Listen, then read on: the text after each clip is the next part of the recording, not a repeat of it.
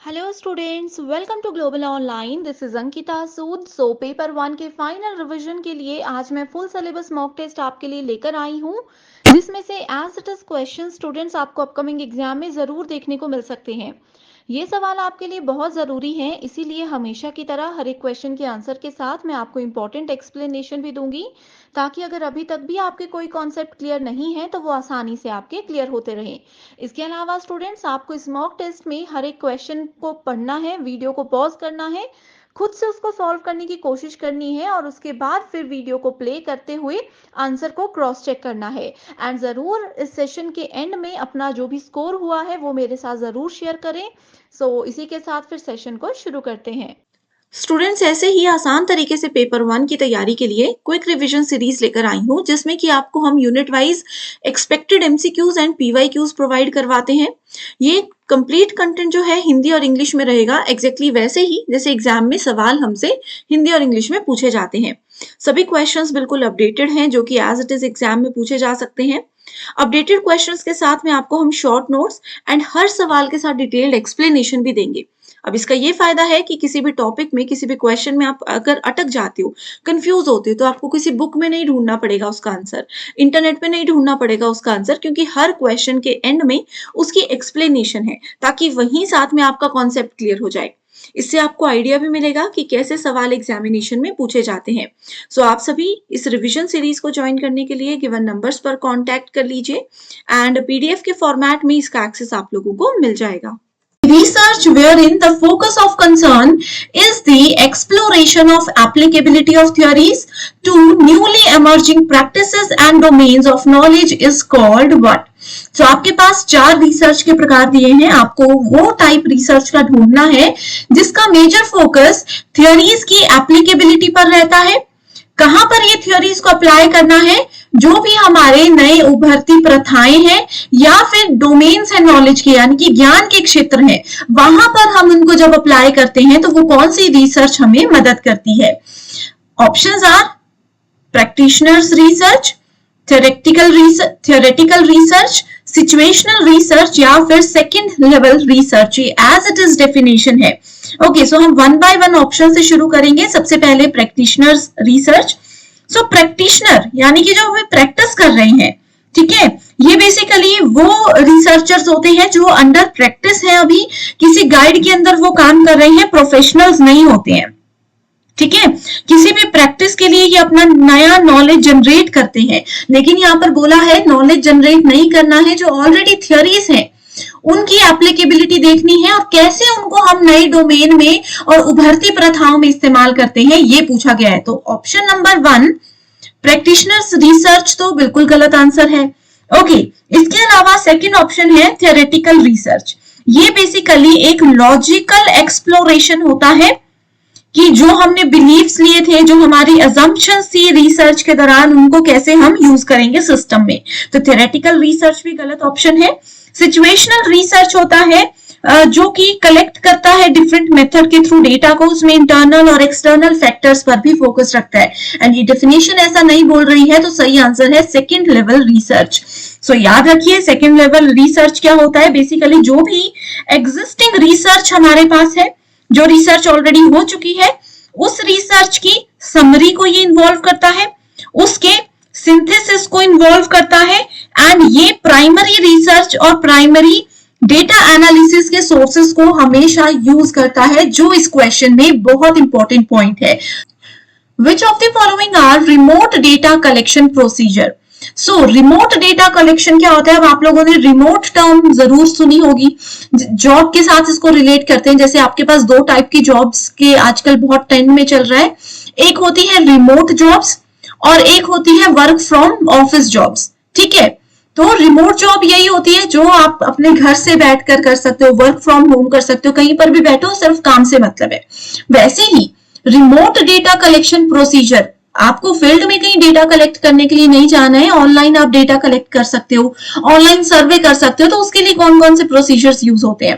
Third party interview, ठीक है, third party interview के अलावा है पॉपअप्स। सो पॉपअप क्या होते हैं? तो थर्ड पार्टी इंटरव्यू तो इसके अंदर नहीं आते हैं। पॉपअप क्या होते हैं? जब आप किसी भी वेबसाइट पर जाते हो तो उस वेबसाइट पे भी आपको छोटे छोटे से एड्स बीच में आते हैं जो आपको हर बार कट करने पड़ते हैं। वैसी कुछ चीजों को पॉपअप्स बोल सकते हैं जो कि डेटा कलेक्शन में आपको हेल्प कर सकता है। डेटाबेस ईमेल बिल्कुल सही है, ईमेल के जरिए भी आप लोग डेटा कलेक्शन करके अपना रिसर्च जो है वो पूरा कर सकते हो। इंस्टेंट मैसेजिंग या फिर अगला ऑप्शन है पैनल डिस्कशन। ओके, सो यहाँ पर instant messaging, email and popups ये तीनों जो है वो सही ऑप्शन है, that is B, C and D only. Important question है, नोट कर लीजिए। Which of the following abbreviations used in footnotes and endnotes mean in the same place? Okay, ये बहुत इंपॉर्टेंट क्वेश्चन है। इसमें बोला है कि सेम चीज को अगर डिफरेंट जगह पर भी आपने साइट किया है, ठीक है, तो उसको कैसे हम रिप्रेजेंट कर सकते हैं, उसकी एब्रीविएशन रिसर्च में क्या है। इसकी एब्रीविएशन होती है IBID। बहुत बार क्वेश्चन आया है, as it is question exam में आया है, ठीक है। The objective of exploring the existing literature should be to identify which of the following issues. Existing literature, already जो लिटरेचर्स होते हैं, मैंने आप लोगों को स्टेप्स ऑफ रिसर्च में कल हमने पढ़ा था कि लिटरेचर रिव्यू एक बहुत इंपॉर्टेंट रोल प्ले करता है। तो एग्जिस्टिंग लिटरेचर जो है वो किस प्रॉब्लम से बचने में आपको मदद कर सकता है। Okay, what is already known about the area, तो ये कह रहा है कि हमें लिटरेचर रिव्यू ये जानने में मदद करता है कि जिस टॉपिक पर, जिस मुद्दे पर आप रिसर्च कर रहे हो उसमें ऑलरेडी क्या क्या चीजें हो चुकी हैं। तो बिल्कुल सही बोल रहा है ये। What concepts and theories are relevant to this area? ये आपको एक आइडिया लेने में मदद करता है कि कौन कौन सी थियोरीज, किन किन चीजों पर आपको फोकस करना चाहिए। बिल्कुल सही है। How to get funding of the research? No, this is not a correct statement. Funding के लिए हम लिटरेचर रिव्यू का इस्तेमाल नहीं करते। आई होप ये दो ऑप्शंस में से आप समझ गए हो कि लिटरेचर रिव्यू करता क्या है। What are the significant controversies in this area? Okay, कि इस पर्टिकुलर एरिया में, इस पर्टिकुलर डोमेन में और क्या क्या कॉन्ट्रोवर्सीज हो सकती हैं और क्या क्या चीजें हो सकती हैं। सही है, ताकि आप लोगों को और आइडिया मिले आपकी रिसर्च बेहतर करने में, इसलिए क्या करते हैं, लिटरेचर रिव्यू को इतना ज्यादा इंपॉर्टेंस रिसर्च में दिया जाता है। नेक्स्ट है, are there any inconsistencies in the findings of the area. Okay, तो क्या इसमें कोई इनकंसिस्टेंसी है या नहीं, ये जानने में भी आपको मदद करता है। ठीक है, तो सही आंसर क्या है, ABDE, that is option number 3। Literature review एक कॉम्प्रिहेंसिव समरी होती है कि रिसर्च का जो आपका टॉपिक है उसमें पहले कौन कौन सी रिसर्च हो चुकी है सेम टॉपिक पर, उन्होंने क्या क्या आउटपुट्स निकाले थे, क्या क्या समरी उनकी थी। ठीक है, लिटरेचर रिव्यू बेसिकली आपको आर्टिकल, बुक्स और जो भी रेलेवेंट रिसोर्सेज है उस पर्टिकुलर रिसर्च एरिया के, उनको एक्सेस करने में बहुत ज्यादा हेल्प करता है। सो वैलिड रीजन बताया जा रहा है लिटरेचर रिव्यू का, that is very important question. It shows the present status of knowledge in the field of research so that the significance of proposed research question is clear. Okay, तो ये आपको बता रहा है कि जिस फील्ड में आप रिसर्च कर रहे हो उस फील्ड में कितना ऑलरेडी चीजें हो चुकी हैं ताकि आप अपने क्वेश्चन के आंसर ढूंढने में आसानी हो सके। बिल्कुल सही है। Then it gives a correct context to the scope of the work proposed in the thesis. आपको ये बताता है कि जो भी आप अपनी थीसिस में काम करने वाले हो, यह थीसिस में प्रस्तावित कार्य के दायरे का सही संदर्भ देता है, आपको एक सही डायरेक्शन में जाने में मदद करता है। Absolutely true. It demonstrates the scholarliness of the thesis writer. No, thesis लेखक की विद्वत्ता को ये प्रदर्शित बिल्कुल भी नहीं करता, ये सिर्फ आपको रिसर्च में मदद करने में जो है हेल्पफुल है। तो ए बी ऑलरेडी हमें मिल चुके हैं, तो देखिए दो ही ऑप्शन है यहाँ पर, तो ए एंड बी मिल चुका है। It fills the minimum page requirement. No, page requirement ऐसा नहीं है कि अगर आपको बोला जा रहा है कि भाई 500 पेज का आप थीसिस बनाओ तो वो पेज पूरा करने के लिए आप लिटरेचर रिव्यू करोगे, ऐसा नहीं होता है। तो इसलिए सही ऑप्शन क्या है, option number A and B only, that is 1। ये रहा एक होमवर्क क्वेश्चन जिसका आंसर मुझे आप कमेंट करके बताओगे, एंड आपका आंसर सही है या गलत वो आपको मैंने जो अभी टेलीग्राम ग्रुप बताया उस ग्रुप में उसका आंसर और एक्सप्लेनेशन में आपको नेक्स्ट डे शेयर कर देती हूँ। ठीक है, तो उसको ज्वाइन भी करना है और एक्सप्लेनेशन भी पढ़ना है। क्वेश्चन बोलता है when a researcher rejects a true null hypothesis. Okay, so hypothesis दो प्रकार के होते हैं, एक नल हाइपोथेसिस होता है, एक ऑल्टरनेटिव हाइपोथेसिस होता है, शून्य शून्य परिकल्पना और वैकल्पिक परिकल्पना। तो ये बोल रहा है कि अगर नल हाइपोथेसिस को रिजेक्ट कर देते हैं इन हर study and accept alternate hypothesis, और ऑल्टरनेट को एक्सेप्ट कर देते हैं, तो इसमें एक गलती जो है वो रिसर्चर ने कर दी, तो एरर का नाम क्या है?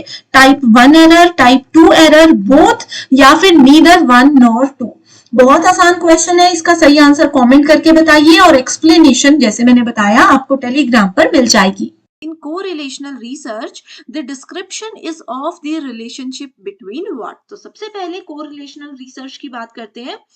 अब देखो रिसर्च में हमारे पास दो या दो से ज्यादा वेरिएबल्स होते हैं एंड इन वेरिएबल्स के बीच में जो भी रिलेशनशिप होता है उसको मेजरमेंट करने की बात कोरिलेशनल रिसर्च हमें बताता है।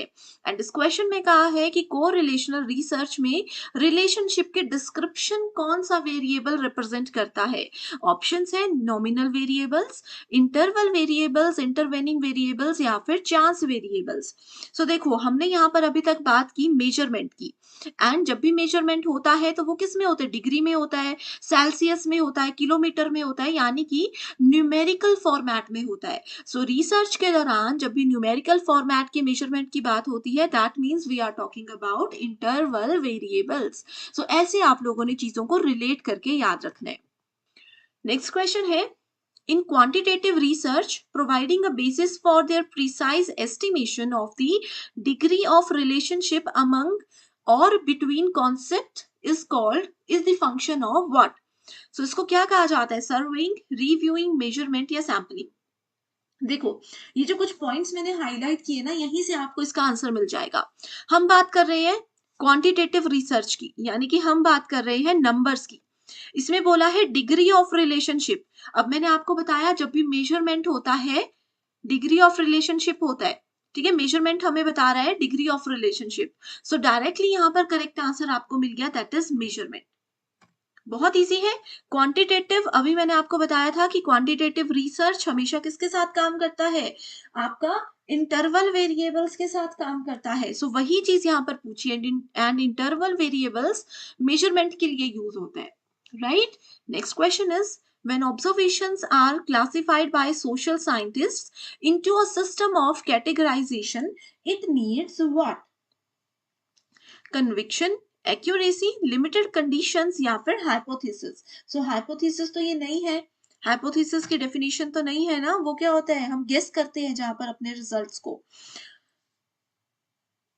सो इसका करेक्ट आंसर होगा option number 2, that is accuracy. So accuracy क्या होता है? ये हमें हमारे रिसर्च में जो हमने ऑब्जर्वेशंस की हैं उसकी क्वालिटी बताता है, साथ ही ये बताता है कि इसकी हेल्प से कि हमारा रिसर्च कितना ज्यादा रिलायबल है, कितना ज्यादा सही है। तो इसीलिए ऑप्शन नंबर 1 एक्यूरेसी सही होगा। Next question is a sample of respondents which is available to researchers because of their access to the respondents is identified as what? ठीक है, उनकी पहुंच के कारण जो शोधकर्ताओं के लिए उपलब्ध होता है। अब शोधकर्ताओं के लिए इजीली अवेलेबल चीजों के बारे में यहाँ पर बात की गई है। So random sampling easily available नहीं होती है, कोटा सैम्पलिंग भी नहीं होती है, स्नोबॉल भी नहीं होती है, कन्वीनियंट सैम्पलिंग होती है। एक्चुअली कन्वीनियंट सैम्पलिंग हमें बोलता ही ये है कि आप रिसर्च में सिर्फ वही सैंपल्स उठाओ जो कि इजीली आपके लिए अवेलेबल है, जो आपकी कन्वीनियंस के हिसाब से आपको सही लगते हैं। Next question is which of the following scales of measurement contains an absolute zero value? Very important question. So absolute zero value की जब भी बात करते हैं that is nominal variable, ordinal variable, interval variable या फिर ratio variable. So correct answer होगा option number 4, that is ratio variable. ठीक है, जब भी हम 0 से लेकर के 100 तक की एब्सोल्यूट वैल्यू, एक फिक्स्ड वैल्यू की बात करते हैं, ठीक है, जैसे हमें पता है कि सिलेक्शन 40% पे मिनिमम होना है, तो ये फिक्स्ड वैल्यू है, तो ये एब्सोल्यूट वैल्यू है जो कि हमें रेशियो बताता है। ठीक है, इंटरवल हम डिस्कस कर चुके हैं। ऑर्डिनल स्केल क्या करता है? ये हमें रैंकिंग बताता है। एंड नॉमिनल स्केल क्लासिफिकेशन करता है, जैसे मेल फीमेल को क्लासिफाई कर दिया 2 सेक्शंस में, तो ये इसके ट्रिक है। नेक्स्ट है टाइप्स ऑफ रिसर्च एंड उनके पर्पस यहाँ पर आपके साथ शेयर किए गए हैं। पहला है applied research, then basic, qualitative and quantitative. Very easy question. So देखो बेसिक से शुरू करते हैं। बेसिक रिसर्च क्या होता है? फंडामेंटल रिसर्च, यानी कि ये सिर्फ फोकस करता है आपके कंट्रीब्यूशन टू नॉलेज। जैसे आप लोग घर बैठे बैठे गूगल मैप में जाकर के क्या देख रहे हो? अमेरिका, न्यूयॉर्क, कोई भी कंट्री का आप सैटेलाइट व्यू देख रहे हो। आपको चाहे वहां जाना नहीं है, इंटरेस्ट भी नहीं है, आप सिर्फ अपने नॉलेज को बढ़ाने के लिए वो देख रहे हो। तो basic research goes with contribution of knowledge. अब देखो यहीं से आपको पता चल गया correct answer, that is option number B. Direct statements दिए हैं। Next is the snowball sampling method can be employed in. So snowball sampling बहुत इंपॉर्टेंट है एंड इसको एम्प्लॉय किया जाता है एथनोग्राफिक रिसर्च के द्वारा। इसी क्वेश्चन को उल्टा करके पूछा गया है दूसरी शिफ्ट में कि एथनोग्राफिक रिसर्च कौन से सैम्पलिंग से रिलेटेड होती है। सो स्नोबॉल सैम्पलिंग आपको याद रखना है। ऑलरेडी इस पे डिटेल्ड वीडियो है, ठीक है, जितने भी सैम्पलिंग के टाइप्स हैं डिटेल्ड वीडियो ऑलरेडी बना चुकी हूँ। अगर आपने अभी तक नहीं देखी है तो बस मुझे कमेंट करके बता दीजिए, मैं लिंक शेयर कर दूंगी। Next question is in the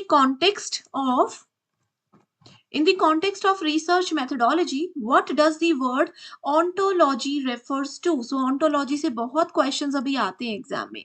So it refers to concepts and categories, their properties and relationships. Research paper and journals नहीं, रिसर्च पेपर से तो ये बिल्कुल भी रिलेटेड नहीं होता। Cancers, diseases and the treatments no, a word indexing method no. So ontology is related to concept, उनकी category. अब कोई भी एक कॉन्सेप्ट आपने ले लिया जैसे मेल, ये किस कैटेगरी में आता है? ह्यूमन कैटेगरी में आता है। उनकी क्या क्या प्रॉपर्टीज होती हैं और उनके क्या क्या रिलेशनशिप्स होते हैं, ये सब चीजें हमें ऑन्टोलॉजी बताता है। Next question is, what is the full form of MLA as a referencing style? So मैंने आपको बताया है कि जब भी हम थीसिस राइटिंग की बात करते हैं तो बहुत से फॉर्मेट होते हैं थीसिस राइटिंग के, जैसे कि APA स्टाइल भी होता है, ठीक है। APA की फुल फॉर्म क्या होती है? एक पेपर में ये भी पूछा गया था, ये मैंने आपको दे दिया। चलो होमवर्क क्वेश्चन, बताइए APA की फुल फॉर्म क्या है? MLA की बात करते हैं। सो MLA की फुल फॉर्म है machine language adaptation no, modern language association, management language authority या फिर mainstream language association. So correct answer होगा यहाँ पर मॉडर्न लैंग्वेज एसोसिएशन। कि किस फॉर्मेट में थीसिस लिखनी है, इसका आइडिया हमें MLA स्टाइल देता है। Next question is very important. देखो रिलायबिलिटी के डिफरेंट प्रॉपर्टीज हम ऑलरेडी डिस्कस कर चुके हैं। टेस्ट एंड रीटेस्ट क्या बोलता है? कि एक टेस्ट को वापस से इसी का टेस्ट किया जाएगा। एक को हमने अभी टेस्ट किया और एक को ही हमने बाद में फिर से टेस्ट किया। क्यों? यही जानने के लिए कि अलग अलग सिचुएशन में ये कैसे काम करेगा। सो यहां से देखो आपको आंसर मिल सकता है, the same test is conducted by different people. So A is related to 3, तो देखो आंसर मिल गया। बहुत ईजी है। इंटरेटर बोलता है the same test over a period of time is repeated. Interrater एक टेस्ट को अगर मॉर्निंग में करते हो, उसी टेस्ट को इवनिंग में भी करते हो, उसी टेस्ट को नाइट में भी करते हो, फिर देखते हो कि क्या रिजल्ट में डिफरेंस है। एक एग्जाम्पल बता रही हूँ, ठीक है। पैरेलल फॉर्म बोलता है delivering a questionnaire in 2 parts. एक क्वेश्चनियर को 2 हिस्सों में बांटा जाता है, separately to a sample group. अलग अलग ग्रुप्स में इनको ऐसे डिवाइड कर दिया जाता है। स्प्लिट हाफ डिवाइड ये भी करता है, लेकिन ये हमें क्या बोलता है कि providing different versions of questionnaire which are equivalent for respondents. तो इन दोनों में स्टूडेंट्स कंफ्यूज हो सकते हैं, लेकिन इस स्टेटमेंट से आपको क्लियर आइडिया मिल गया होगा, ठीक है। सो आई होप स्टूडेंट्स अभी तक के सभी क्वेश्चंस आपको क्लियर समझ आ गए हैं। In inductive approach theory is generated out of what? So inductive approach हमेशा आपका बॉटम से ऊपर की ओर काम करता है, इसलिए इसको बॉटम अप अप्रोच कहा जाता है। बॉटम में हम क्या करते हैं? हम अपने रिसर्च के पैटर्न को अच्छे से ऑब्जर्व करते हैं और उसी के बेसिस पे फिर हाइपोथेसिस को जनरेट करते हैं एंड इन्हीं 2 स्टेप्स के बाद हम टॉप लेवल पर क्या करते हैं? थ्योरी बिल्डिंग करते हैं। साथ ही जो भी एक्सप्लेनेशन है अपनी डेवलपमेंट से रिलेटेड, उन सब चीजों को यहाँ पर प्रेजेंट करते हैं। तो वही चीज इस क्वेश्चन में कही है कि इंडक्टिव अप्रोच में थ्योरी बिल्डिंग जो है, थ्योरी जनरेशन जो है वो कहाँ पर होता है? ऑप्शंस आर सिंपल ऑब्जर्वेशन, यहाँ पर थ्योरी बिल्डिंग होती है? बिल्कुल भी नहीं। सेकेंड ऑप्शन है रिसर्च डन, यानी कि जब रिसर्च की फाइंडिंग्स हमें मिल जाती हैं तो क्या उस स्टेप के दौरान हम थ्योरी को जनरेट करते हैं? तो ये है बिल्कुल सही option, that is option number 2, research done या फिर research findings. Next question is, when a sampled individual is observed over a predetermined period of time in structured observation, it is called what? सो बहुत important question है। Sampled individual, अब देखो sampling क्या होता है। Sampling में हम क्या करते हैं, 1000 लोगों में से कुछ लोगों को, 1 या 10 या 5 कुछ भी लोगों को उठा लेते हैं, उस पर्सन को हम सैंपल बोलते हैं। तो सैम्पल्ड इंडिविजुअल जो है, he is observed over a pre determined period of time. ठीक है, कुछ समय के लिए उनको ऑब्जर्व किया गया इन अ स्ट्रक्चर्ड ऑब्जर्वेशन। तो जब भी, यहाँ पर एक कीवर्ड बता रही हूँ, जब भी हम स्ट्रक्चर्ड ऑब्जर्वेशन की बात करते हैं, that means we are talking about what sampling. Options है यहाँ पर, focus sampling, observed sampling, random या फिर पर्पसिव सैम्पलिंग। ओके, तो सबसे पहले देखते हैं फोकस सैम्पलिंग क्या होता है। फोकस सैम्पलिंग बेसिकली, वैसे सैम्पलिंग का कोई टाइप नहीं है, कोई स्टैंडर्ड टर्म भी नहीं है, लेकिन रिसर्च की बहुत सी फील्ड्स में इसको यूज किया जाता है। एंड जब भी हम प्री डिटरमाइंड स्ट्रक्चर्ड ऑब्जर्वेशन की बात कर रहे होते हैं, ठीक है, जहां पर भी हम ऑब्जर्व करके कुछ काम करते हैं, इसका मतलब है ऑब्जर्वेशन कब होती है, जब आप किसी चीज पर फोकस करते हो। ठीक है, दूसरा है ऑब्जर्व सैम्पलिंग। अब दिखती सी बात है, स्ट्रक्चर्ड ऑब्जर्वेशन है तो ऑब्जर्व सैम्पलिंग तो कभी भी नहीं होगा, ये इस नाम की कोई सैम्पलिंग होती भी नहीं है। रैंडम सैम्पलिंग में क्या होता है, 1000 में से कोई भी रैंडम लोगों को हम उठा लेते हैं जिनका बैकग्राउंड, इंटरेस्ट हम कुछ नहीं जानते। पर्पसिव सैम्पलिंग होता है, हमारा जो उद्देश्य है, उस उद्देश्य से जो जो लोग कनेक्ट कर पाते हैं, उस सबको हम पर्पसिव सैम्पलिंग में इंक्लूड करते हैं। सो ऑब्जर्व किया जाता है फोकस करके, तो करेक्ट आंसर है फोकस सैम्पलिंग। ऐसे आप चीजों को याद रखो। Next question is, in ethnographic research, the researcher involves himself in a which over a period of time. Okay, so कैसे पीरियड ऑफ टाइम में यहाँ पर रिसर्चर जो है अपने आप को इन्वॉल्व करते हैं इथनोग्राफिक रिसर्च के दौरान। ऑप्शंस है, philosophical discourse, political campaign, financial transaction या फिर सोशल सेटिंग। सो सोशल सेटिंग क्या होता है, ये हमेशा एथनोग्राफिक रिसर्च से ही रिलेटेड होता है। एंड एथनोग्राफिक रिसर्च आपकी क्या होती है, क्वालिटेटिव रिसर्च होती है, जहां पे रिसर्चर्स ऑब्जर्व करते हैं, इंटरेक्ट करते हैं किसी भी पार्टिसिपेंट की स्टडी को। खास तौर पे रियल लाइफ एनवायरनमेंट में यहाँ पर काम किया जाता है, और सोशल सेटिंग जो होती है वो भी रियल लाइफ एक्ट से रिलेटेड होती है, इसीलिए करेक्ट आंसर है option number 4। Next question is, the dual blind procedure is an effective solution to the issue of experimenter bias in research। तो सबसे पहले यहाँ पर एक चीज क्लियर कर देती हूँ कि डबल ब्लाइंड स्टडी क्या होता है या डबल ब्लाइंड प्रोसीजर क्या होता है। ठीक है, here neither the participants nor the researcher know who is in the control group and who is in the experimental group।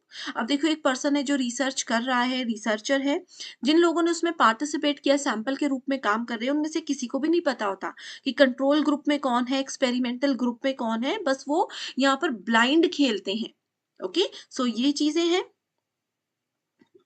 सो इधर कहा है, the blind double blind procedure is an effective solution to the issue of experimenter bias in research. तो ये क्या है, ये बिल्कुल सही है।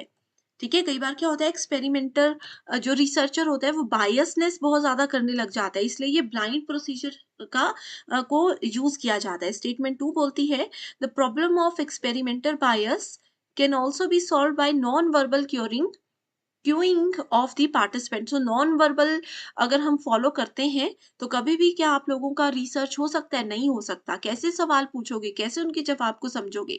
तो statement 1 is true and 2 is false.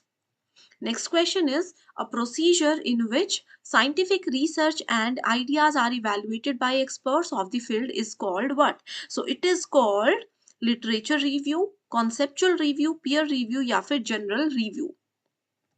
Scientific research की बात की गई है, उससे जितने भी आइडियाज जनरेट होते हैं उनको कैसे कोई एक्सपर्ट इवैल्यूएट करता है, ये पूछा है। तो उसको इवैल्यूएशन करने के लिए सबसे इंपॉर्टेंट होता है peer review process.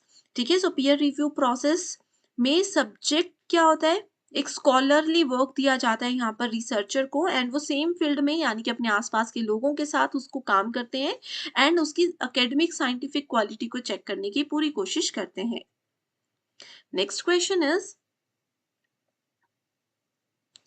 When in a process of reasoning, observation is followed by theory, hypothesis and interpretation, that approach to research is known as what? So it is known as formulative, standardized, inductive और deductive. So it is known as inductive. So ये inductive approach की एक और definition है जो कि exam में आती है. देखो रीजनिंग ऑब्जर्वेशन मैंने आपको बताया था, ऑब्जर्वेशन कहाँ पे होता है? डाउन लेवल पर होता है, फॉलोड बाय थ्योरी जो कि थ्योरी के बेसिस पर काम करता है. ठीक है, सो ये इंडक्टिव में ही होता है. Next question is, if research is done to find out behaviors and attitudes by analyzing existing records and other materials, it is known as. सो इसको क्या बोला जाता है? जब कोई रिसर्च किया जाता है किसी के बिहेवियर, किसी के एटीट्यूड को एनालाइज करके, ठीक है, उनसे रिलेटेड जो ऑलरेडी अवेलेबल रिकॉर्ड्स हैं और मटेरियल है उनको समझ करके, तो उसको कहा जाता है आर्किवल रिसर्च, पुरालेख अनुसंधान इसको कहा जाता है. ठीक है, ऑब्जर्वेशनल रिसर्च आपने सुना होगा नाम. ऑब्जर्वेशनल रिसर्च का ही टाइप होता है, उसी में इसको इंक्लूड किया जाता है. किसी स्पेसिफिक पर्पस के लिए यहाँ पर सेलेक्ट किया जाता है डेटा को. Next is, if the dress of a person does not reflect or depict his voting behavior, the assumption is of what? So ऐसे assumption को zero correlation कहा जाता है. Okay, next question is, which of the following are advantages of web based research? So web based research क्या होता है?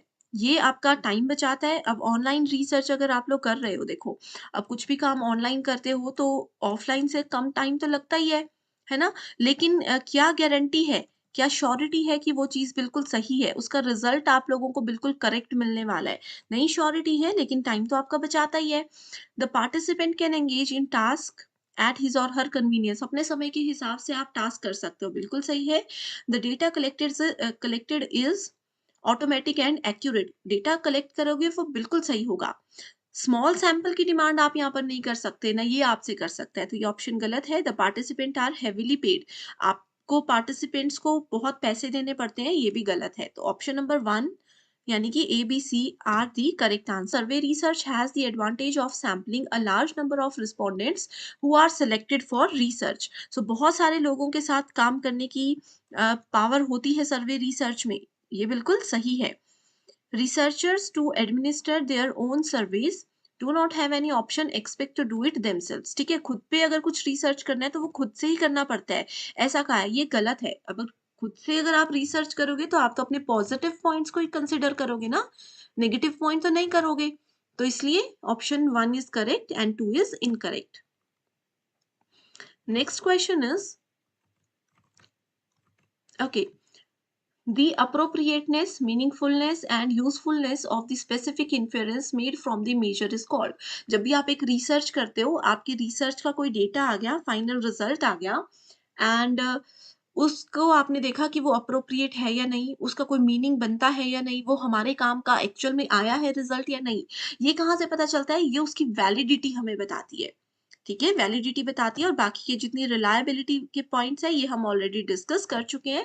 नहीं पढ़ा है तो कमेंट करके बता दीजिए, मैं वीडियो का लिंक आपके साथ शेयर कर दूंगी. Okay, next question is, in survey based research in social sciences, when you decide to tell participants something false about the purpose of the research, you are using what? So this is not very much important question, so इसका correct answer है धोखा देना यानी कि deoxing.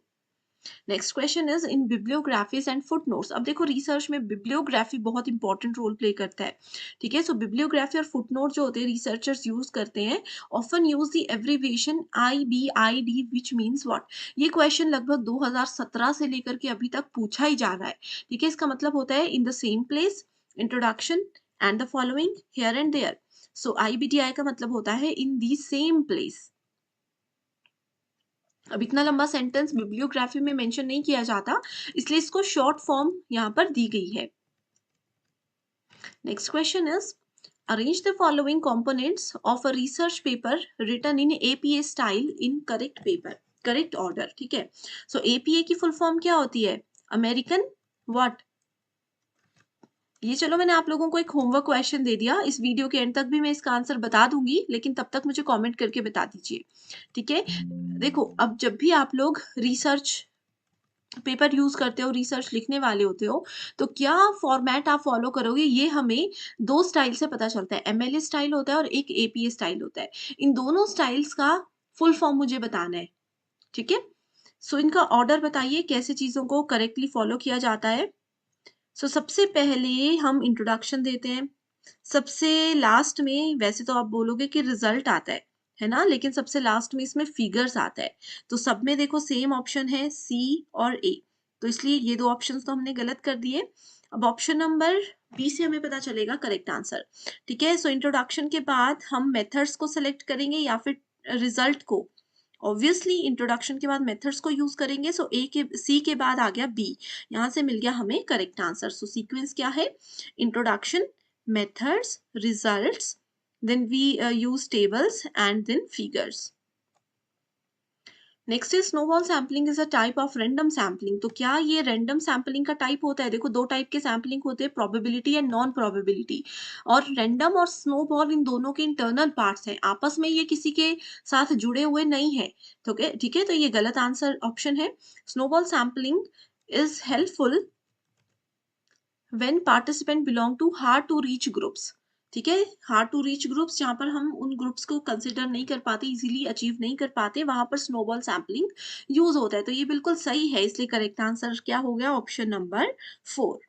Hypothesis can be described as, एक परिकल्पना जो होती है रिसर्च में, उसको हम किस प्रकार से वर्णित कर सकते हैं। सो देखो सबसे पहले मैं आपको सिंपल सी लैंग्वेज में बताती हूँ कि हाइपोथेसिस होता क्या है। हाइपोथेसिस परिकल्पना करना या फिर इसको गेस करना भी हम बोल सकते हैं।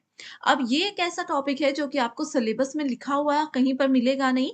आप लोगों को सिलेबस में अगर देखना है तो आप देखो स्टेप्स ऑफ रिसर्च लिखा होगा, रिसर्च का ही एक स्टेप आ जाता है हाइपोथेसिस मार्किंग, ठीक है। सो जहां पर हम हाइपोथेसिस यानी कि किसी चीज को गेस करते हैं।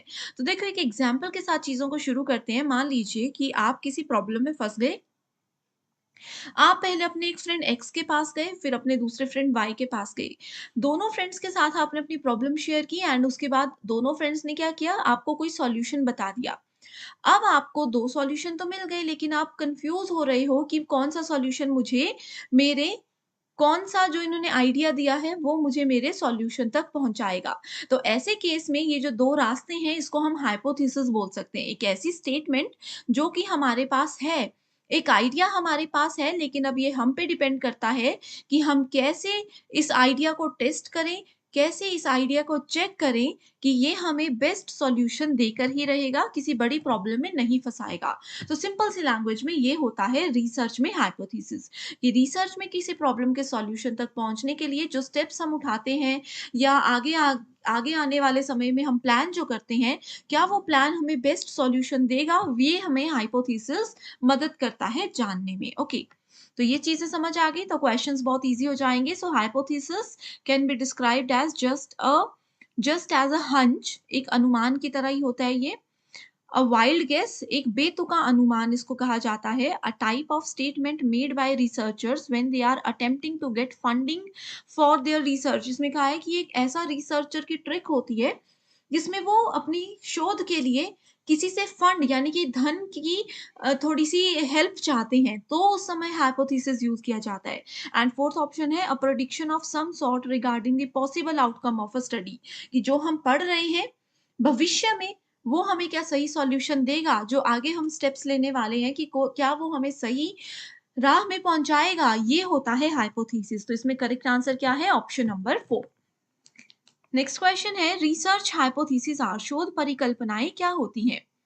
जो करंट रिसर्च किसी एक पर्टिकुलर, मान लीजिए कोई भी एक टॉपिक है उस पे ऑलरेडी जो रिसर्च हो चुकी है उसको वापस पढ़ना, क्या ये रिसर्च हाइपोथेसिस होता है। Statements of predicted relationship between the variables, चर के बीच अनुमानित संबंधों के विवरण को क्या हम रिसर्च हाइपोथेसिस बोलते हैं।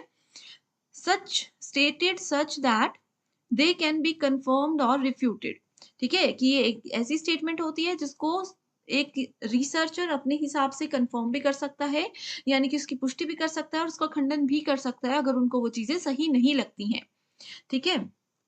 अभी हमने पढ़ा था इसको एक्सेप्ट करना या नहीं करना एक रिसर्चर के हाथ में होता है। सो ऑप्शन नंबर सी भी सही है। एंड दो वेरिएबल्स हैं, वेरिएबल्स यहाँ पर कुछ भी हो सकते हैं, कोई पर्सन हो सकता है, कोई बुक हो सकती है, कोई डेटा हो सकता है। उनके बीच में रिलेशनशिप का अनुमान लगाना, एंड मैंने आपको पहले ही बताया था कि रिसर्च हाइपोथेसिस का मतलब है गेस करना होता है। तो प्रेडिक्शन का भी वही मतलब है, सो इसलिए करेक्ट आंसर है option number D, both B and C. Next question is formulation of hypothesis may not be required इन।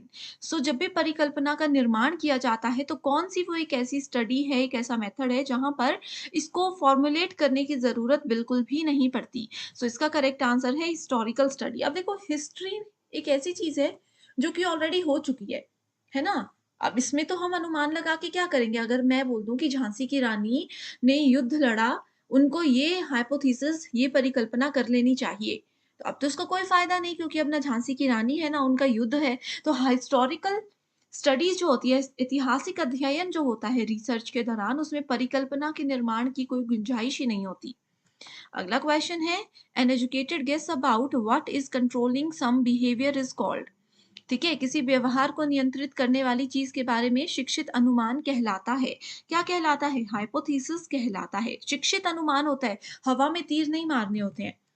एक नॉलेजेबल अनुमान होता है, ऐसा नहीं है कि बस हमें गेस करना है, हमें सॉल्यूशन तक पहुंचना है, कुछ भी कर लो। ऐसा यहाँ पर कभी नहीं होना चाहिए।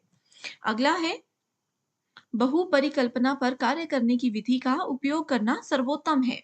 ठीक है, सो कौन सा वो मेथड है? ये है while planning your research study. So जब भी हम अपने शोध अध्ययन की योजना बना रहे होते हैं, तो उस समय बहुत सारे हाइपोथेसिस के ऊपर काम किया जाता है। ओके, अगला है, ये देखो जून 2007 का क्वेश्चन है। अब ये मत सोचिएगा कि इतना पुराना क्वेश्चन है तो क्या करें, यही क्वेश्चंस बेसिक होते हैं और इन्हीं के बेस पे क्वेश्चंस हमेशा आते हैं। ठीक है, तो देखिए यहाँ पर कहा है टू टेस्ट नल हाइपोथेसिस और alternative hypothesis. Theory lecture already हम डिस्कस कर चुके हैं। सो नल हाइपोथेसिस और ऑल्टरनेटिव हाइपोथेसिस में रिसर्चर्स जो शोधकर्ता होते हैं वो किसका उपयोग करते हैं? ये करते हैं काय स्क्वायर टेस्ट का उपयोग, जिसको एक्स स्क्वायर के नाम से, x2 नहीं होगा, ये एक्स स्क्वायर है। ओके, ये सब चीजें जो है, ये टी टेस्ट, अनोवा टेस्ट, ये सब हम टेस्टिंग इन रिसर्च पे ऑलरेडी एक वीडियो में 2 दिन पहले बना चुकी हूँ, लिंक आपको डिस्क्रिप्शन में मिल जाएगा, उसको जरूर देख लीजिएगा। ठीक है, वहां पे ये हमने डिटेल में पढ़ा है। Hypothesis can not be stated in, hypothesis को का जो कथन है वो कहाँ पर नहीं किया जा सकता? ये जनरल टर्म्स में नहीं किया जा सकता। ठीक है, सामान्य शर्तों के बेसिस पे इसको नहीं स्टेट किया जा सकता है। Next is what type of research would be least likely to include a research hypothesis, include in a research hypothesis. So research hypothesis कौन से रिसर्च टाइप में लीस्ट लाइकली टू यूज होता है, मतलब बहुत कम संभावना होती है उसको इस्तेमाल करने की? तो ये होता है डिस्क्रिप्टिव। अब देखो, जहां पर हम किसी प्रॉब्लम को बहुत ही ज्यादा डिटेल में डिस्क्राइब कर रहे हैं, डिस्क्रिप्टिव हमने आपको बताया था कि डिस्क्रिप्शन में डिस्क्रिप्टिव रिसर्च में हम सिर्फ उसकी डिस्क्रिप्शन देते हैं, आगे क्या काम करना है, क्या स्टेप्स करने हैं फॉलो, वो नहीं देते, सिर्फ इसकी डिस्क्रिप्शन देते हैं, बस लिख कर, बोलकर, पढ़ाकर बता देते हैं। तो डिस्क्रिप्टिव रिसर्च में रिसर्च हाइपोथेसिस के बहुत कम चांसेस होते हैं इंक्लूड करने के। और वहीं हिस्टोरिकल रिसर्च की बात करें, उधर तो हाइपोथेसिस को फॉर्मुलेट, यानी कि उसको बनाया ही नहीं जाता है बिल्कुल भी। नेक्स्ट क्वेश्चन जून 2009 में पूछा गया था, एंड जो बाकी के क्वेश्चंस हैं जिसमें मैं ईयर नहीं बता रही हूँ, ये वो क्वेश्चन है जो कि बार बार एग्जाम में, अभी तक भी एग्जाम में एज इट इज आते हैं। ठीक है, the basis on which the assumptions are formulated is, किस आधार पर हम धारणाएं बनाते हैं, किस आधार पर धारणाओं को तैयार किया जाता है? तो ये तैयार किया जाता है, जिस भी कंट्री में आप रिसर्च कर रहे हो उसका क्या सांस्कृतिक बैकग्राउंड है, सांस्कृतिक पृष्ठभूमि क्या है। अब जैसे इंडिया में आप कोई रिसर्च कर रहे हो, कैसे आप रिसर्च को फॉर्मुलेट करोगे, ये पूरी तरह से निर्भर करेगा कि आपकी सांस्कृतिक भूमि आपकी क्या कहती है आपको। ओके, इसके बाद यूनिवर्सिटीज जहां से आप पढ़ रहे हो, आपकी कास्ट, आप जिस एरिया में हो, जो आपका रिसर्च टॉपिक है, वो सब चीजों पर भी ये डिपेंड करता है। सो करेक्ट आंसर है all of the above. Next is a null hypothesis is, null hypothesis क्या होता है? So when there is no difference between the variables. Null hypothesis बोलता है ना कि हमेशा दो चीजें बराबर होती हैं। नल हाइपोथेसिस के अकॉर्डिंग ए हमेशा बी के बराबर है। नल का मतलब होता है खाली। देखो शून्य, शून्य का मतलब है जीरो, मतलब ये बोलता है कि कोई डिफरेंस ही नहीं है, हर चीज हमेशा समान है। ए बी के बराबर है, ये बोलता है 5 3 के बराबर है। ठीक है, सो नल हाइपोथेसिस हमेशा यही बोलता है। एंड जहां पर जब भी हम नल हाइपोथेसिस को एक्सेप्ट करते हैं, नल हाइपोथेसिस को रिजेक्ट करते हैं, तो इसका मतलब है कि हम हमेशा ऑल्टरनेटिव हाइपोथेसिस को एक्सेप्ट कर ही रहे होंगे। तो ये हाइपोथेसिस में नल और ऑल्टरनेटिव बहुत इंपॉर्टेंट है। इनको भी हम डिटेल में ऑलरेडी पढ़ भी चुके हैं। एंड आपको अगर वो वीडियो अभी तक नहीं मिल रही, मुझे बस कमेंट करके बता दीजिए कि वीडियो नहीं मिल रही है, मैं लिंक आपके साथ शेयर कर दूंगी। इसके साथ एक होमवर्क क्वेश्चन है जो कि इन सभी क्वेश्चंस के बेस पर है। इसका आंसर मुझे आपने कमेंट करके बताना है। एंड अगर आपका आंसर सही है या गलत है, या आपको थोड़ी सी इसमें डिटेल्ड एक्सप्लेनेशन चाहिए, तो वो मैं आपके कमेंट में ही आपको रिप्लाई करके बता दूंगी। Okay, from the point of view of research ethics, which of the following is least vulnerable in research. ठीक है, तो सबसे पहले यहाँ पे जो हमारा टॉपिक है वो है रिसर्च एथिक्स। तो आप लोगों को इसका मीनिंग पता होना चाहिए। ठीक है, सो एथिक्स का मतलब होता है नैतिकता, यानी कि अगर हम लोग कोई भी काम करते हैं तो उसके कुछ नैतिक रूल्स होते हैं। ठीक है, कुछ रूल्स होते हैं, कुछ रेगुलेशंस होती हैं। तो रिसर्च जो प्रोसेस है कंप्लीट, उसको जो हम कंप्लीट करते हैं तो उसमें भी कुछ रूल्स होते हैं, कुछ नैतिकताएं होती है। ठीक है, तो यहाँ पे बोला गया है कि रिसर्च एथिक्स से रिलेटेड कौन सा पॉइंट है जो कि लीस्ट वल्नरेबल है। तो पहला ऑप्शन है problem formulation and identifying the variables involve, यानी कि जो भी प्रॉब्लम है, जो भी हमारी रिसर्च की प्रॉब्लम है, उसको फॉर्मुलेट करना, उसको अच्छे से ढूंढना। ठीक है, एंड उसमें जो भी वेरिएबल्स इन्वॉल्व हैं उनको आइडेंटिफाई करना। दूसरा ऑप्शन बोलता है डेटा एनालिसिस एंड इंटरप्रिटेशन। तो जो भी डेटा है, इंफॉर्मेशन है जो हमने कलेक्ट किया है, उसको हम लोग एनालाइज करेंगे एंड देन उसको इंटरप्रेट करेंगे, यानी कि उसकी व्याख्या और विश्लेषण करेंगे। अगला ऑप्शन है reporting of research result and their implications, यानी कि रिसर्च में हमने डेटा कलेक्ट किया, ठीक है, उसका जो भी होगा रिजल्ट, उसकी हम लोग क्या करेंगे, एक प्रॉपर रिपोर्ट जनरेट करेंगे। ठीक है, एंड उसकी जो भी इम्प्लीकेशंस होंगी उनको भी रिपोर्ट में हम ऐड करेंगे। नेक्स्ट ऑप्शन बोलता है citing a theory in support of the one's thesis, यानी कि जो कोई पर्सन है जिसने ऑलरेडी थीसिस बनाई हुई है, ठीक है, उसके लिए हम क्या करेंगे, थ्योरी का सपोर्ट लेंगे। ठीक है, तो यहाँ पे आप लोग देख सकते हो कि लीस्ट वल्नरेबल पूछा गया है। ठीक है, तो इसका मतलब होता है एक तरह से हम बोलेंगे हेल्पलेस ऑप्शन कौन सा है। ठीक है, तो आप लोग देख सकते हो कि जो रिसर्च की रिपोर्ट जनरेट करना, ठीक है, रिजल्ट आ जाता है, उसकी जो रिपोर्ट जनरेट करना एंड उसको इम्प्लीकेट करना, that is the least vulnerable type. ठीक है, so option number 3 is the right answer. Question number 2 आता है हमारे पास कि identify the unethical practice of a researcher from the following. तो अनएथिकल यानी कि अनैतिक, ठीक है, यानी कि वो रूल्स एंड रेगुलेशंस को फॉलो नहीं कर रहे हैं। तो पहला इसमें पॉइंट है अवॉइडिंग प्लेगरिज्म। सो प्लेगरिज्म क्या होता है, ये आप लोगों को पता होना चाहिए। प्लेगरिज्म होता है एक तरह से कॉपी करना। ठीक है, मान लीजिए कि किसी कंटेंट को हम लोग एज इट इज कहीं से उठा करके कहीं पे कॉपी कर देते हैं, तो उसमें हम लोग प्लेगरिज्म ऐड कर रहे हैं। ठीक है, तो दूसरा है अवॉइडिंग मैनिपुलेशन, यानी कि जो उसकी हेर फेर होती है उन चीजों से बचना। तीसरा है अवॉइडिंग डुप्लीकेशन। ठीक है, डुप्लीकेशन, डुप्लीकेट चीजों का आप लोगों को मतलब पता है कि एक ही चीज को अगर हम लोग बार बार लिखते हैं, ये सोच के कि जो हमारी रिसर्च की थीसिस हैं, जो हमारे नोट्स हैं, उसमें हम लोग पेजेस बढ़ाएंगे, तो ये चीज यूज होती है। ठीक है, तो इसमें बोला गया है कि हम उसको अवॉइड करेंगे। नेक्स्ट बोलता है अवॉइडिंग रिलायबल इंफॉर्मेशन। ठीक है, यानी कि जो विश्वसनीय जानकारी होती है उसको हमें अवॉइड करना चाहिए। ठीक है, तो यहां पे अगर हम लोग देखें तो राइट आंसर है ऑप्शन नंबर 4, कि जितनी भी रिलायबल इंफॉर्मेशन होती है उसको ही अगर हम लोग अवॉइड कर देंगे तो वो अनएथिकल ही होगा। हमेशा स्टूडेंट्स यहाँ पे क्यों कंफ्यूज होते हैं, वो अनएथिकल की जगह एथिकल के पॉइंट ऑफ व्यू से चीजों को देखते हैं एंड वो क्वेश्चन गलत कर देते हैं। ठीक है, तो यहाँ पे बहुत ईजी क्वेश्चन है कि प्लेगरिज्म जो है उसको हमें अवॉइड करना चाहिए। यहाँ पे बोला है कि नहीं करेंगे, हमें करना चाहिए। ठीक है, मैनिपुलेशन को भी अवॉइड करना चाहिए एंड डुप्लीकेशन को भी अवॉइड करना चाहिए। एंड जो भी रिलायबल यानी कि जरूरी इंफॉर्मेशन है रिसर्च से रिलेटेड, हमेशा हमें उसी को ऐड करना चाहिए। ठीक है, तो एक बात मैं और बताना चाहती हूँ, जो रिसर्च एथिक्स होते हैं ना, ये एग्जैक्टली होते क्या हैं, तो ये कुछ गाइडलाइंस होती हैं। ठीक है, जिससे कि हम लोग रिसर्च को रिस्पॉन्सिबली कंडक्ट कर सकते हैं। ठीक है, एंड इसमें कुछ एथिकल प्रिंसिपल्स होते हैं, सोशल रिस्पॉन्सिबिलिटीज से रिलेटेड। अब हम लोग कोई रिसर्च कर रहे हैं तो वो एक सोशल एक्टिविटी है। ठीक है, बहुत सारे लोग उस पर डिपेंडेंट हो सकते हैं। ठीक है। तो ethics always help us to identify right और रॉन्ग, डिफ्रेंशिएट गुड और बैड, तो इसीलिए नैतिकताएं जो है वो यूज की जाती हैं। ठीक है। Next question is, the scope of violating research ethics is considered to be relevant in respect of which of the following stages of research study। ठीक है। तो रिसर्च स्टडी के स्टेजेस अगर आप लोगों को पता है तो ये क्वेश्चन आप लोग 1 सेकेंड में सॉल्व कर सकते हो। ठीक है। तो यहाँ पे बोला गया है कि विलेटिंग रिसर्च एथिक्स को हम जो है किस तरह से जो है वायलेट करेंगे। ठीक है। Relevant in respect of which of the following stages. तो पहला है यहाँ पे फॉर्मुलेटिंग रिसर्च हाइपोथेसिस। हाइपोथेसिस का मतलब मैंने आप लोगों को बताया है कि इसका मतलब होता है अनुमान लगाना। ठीक है। सो रिसर्च में अगर हम लोग अनुमान लगाते हैं, उसको फॉर्मुलेट करते हैं and setting up a null hypothesis for testing it. ठीक है। एंड उसके बाद नल हाइपोथेसिस को हम इसके टेस्टिंग के लिए यूज करेंगे। नेक्स्ट आता है defining and delimiting the scope of the research study. ठीक है। सो रिसर्च जो कंप्लीट प्रोसेस है, ठीक है, उसमें जितनी भी चीजें होती हैं उसको हम डिफाइन करेंगे एंड डेलिमिनेट करेंगे। नेक्स्ट ऑप्शन है analysis and interpreting research data. So जो भी डेटा है, जो भी इंफॉर्मेशन हमने कलेक्ट की है फील्ड में जा करके या गूगल के थ्रू या जैसे भी, ठीक है, उसको एनालाइज करना एंड उसको इंटरप्रेट करना। Next is in defining a research population and method of sampling। ठीक है।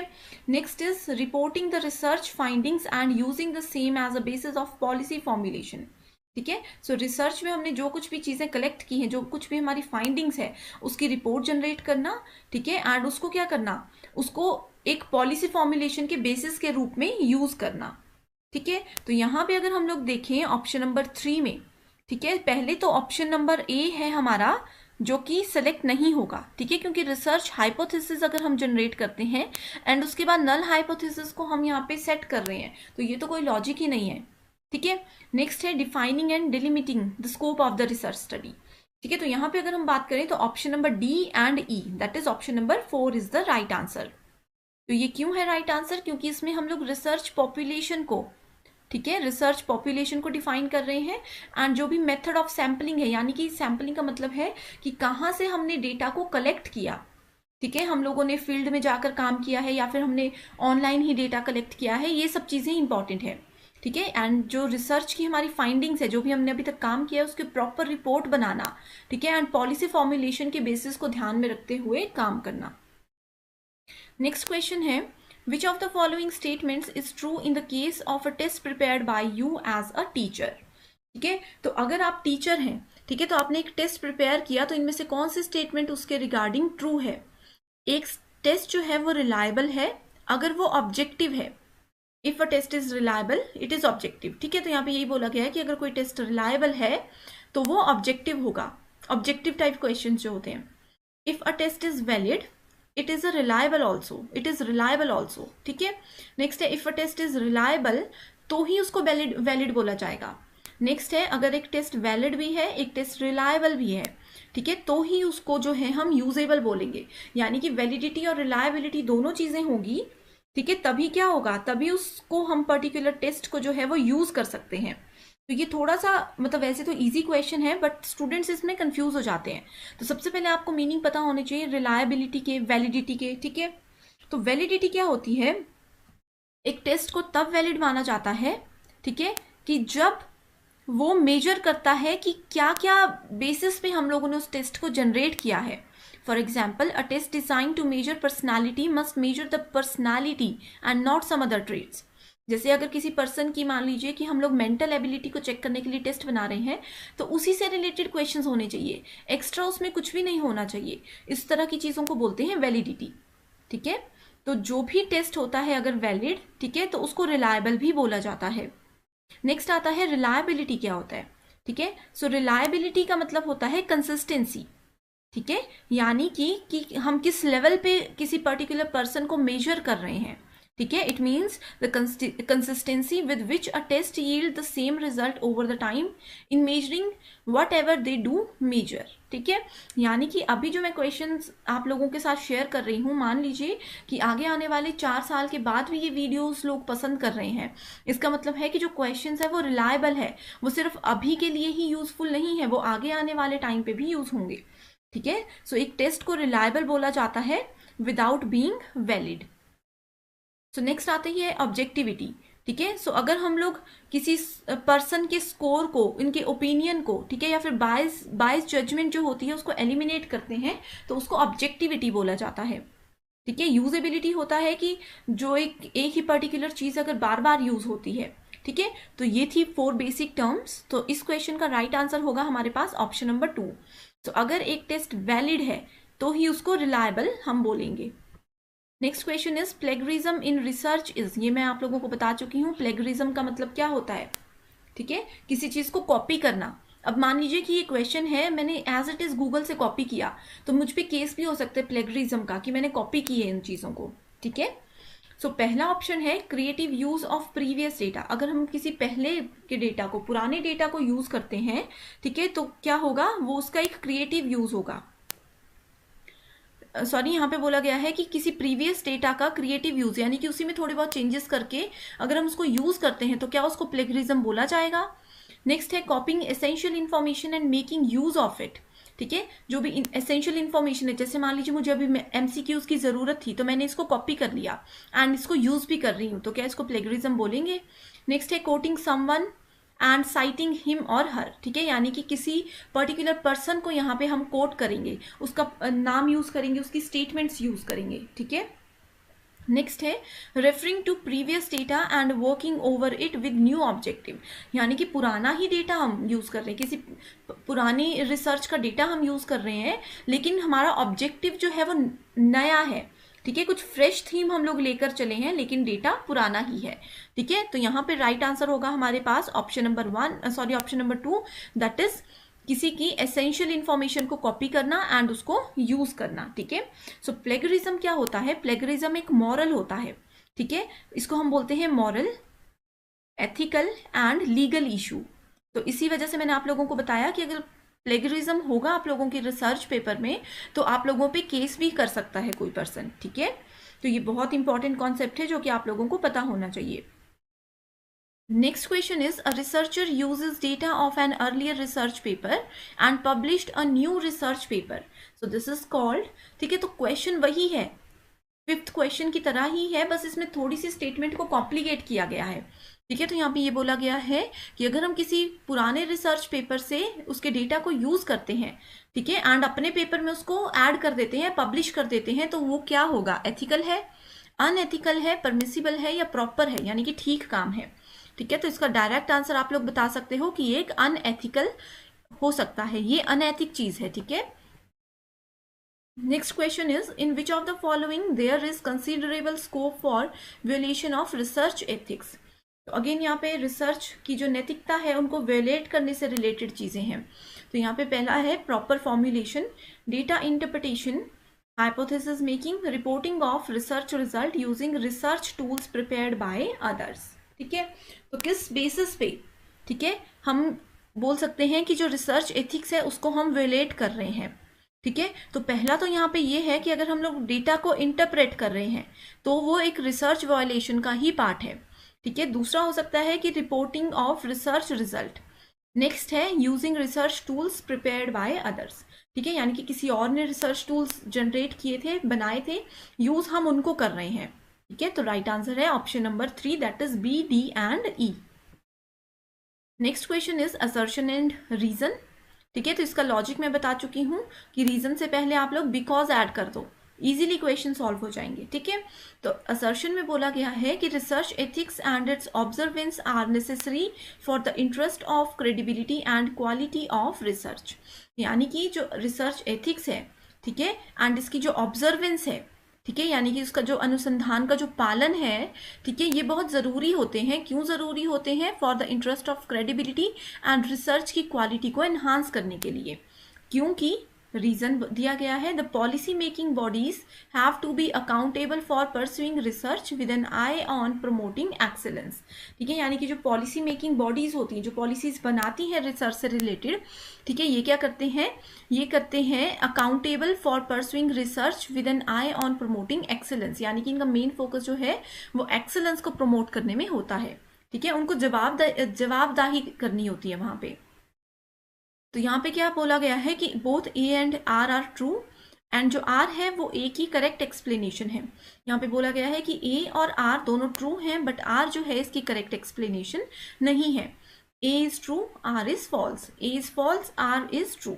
ठीक है, तो यहाँ पे आप लोग इजीली देख सकते हो कि जो स्टेटमेंट फर्स्ट है कि इसमें जो भी रिसर्च एथिक्स होते हैं ना, इसमें इंटरेस्ट ऑफ क्रेडिबिलिटी और रिसर्च की क्वालिटी पे फोकस करना बहुत ज़रूरी होता है, इसीलिए इनको डेवलप किया गया है। तो ए जो है वो बिल्कुल करेक्ट है। ठीक है, तो ऑप्शन नंबर 4 एलिमिनेट हो जाएगा।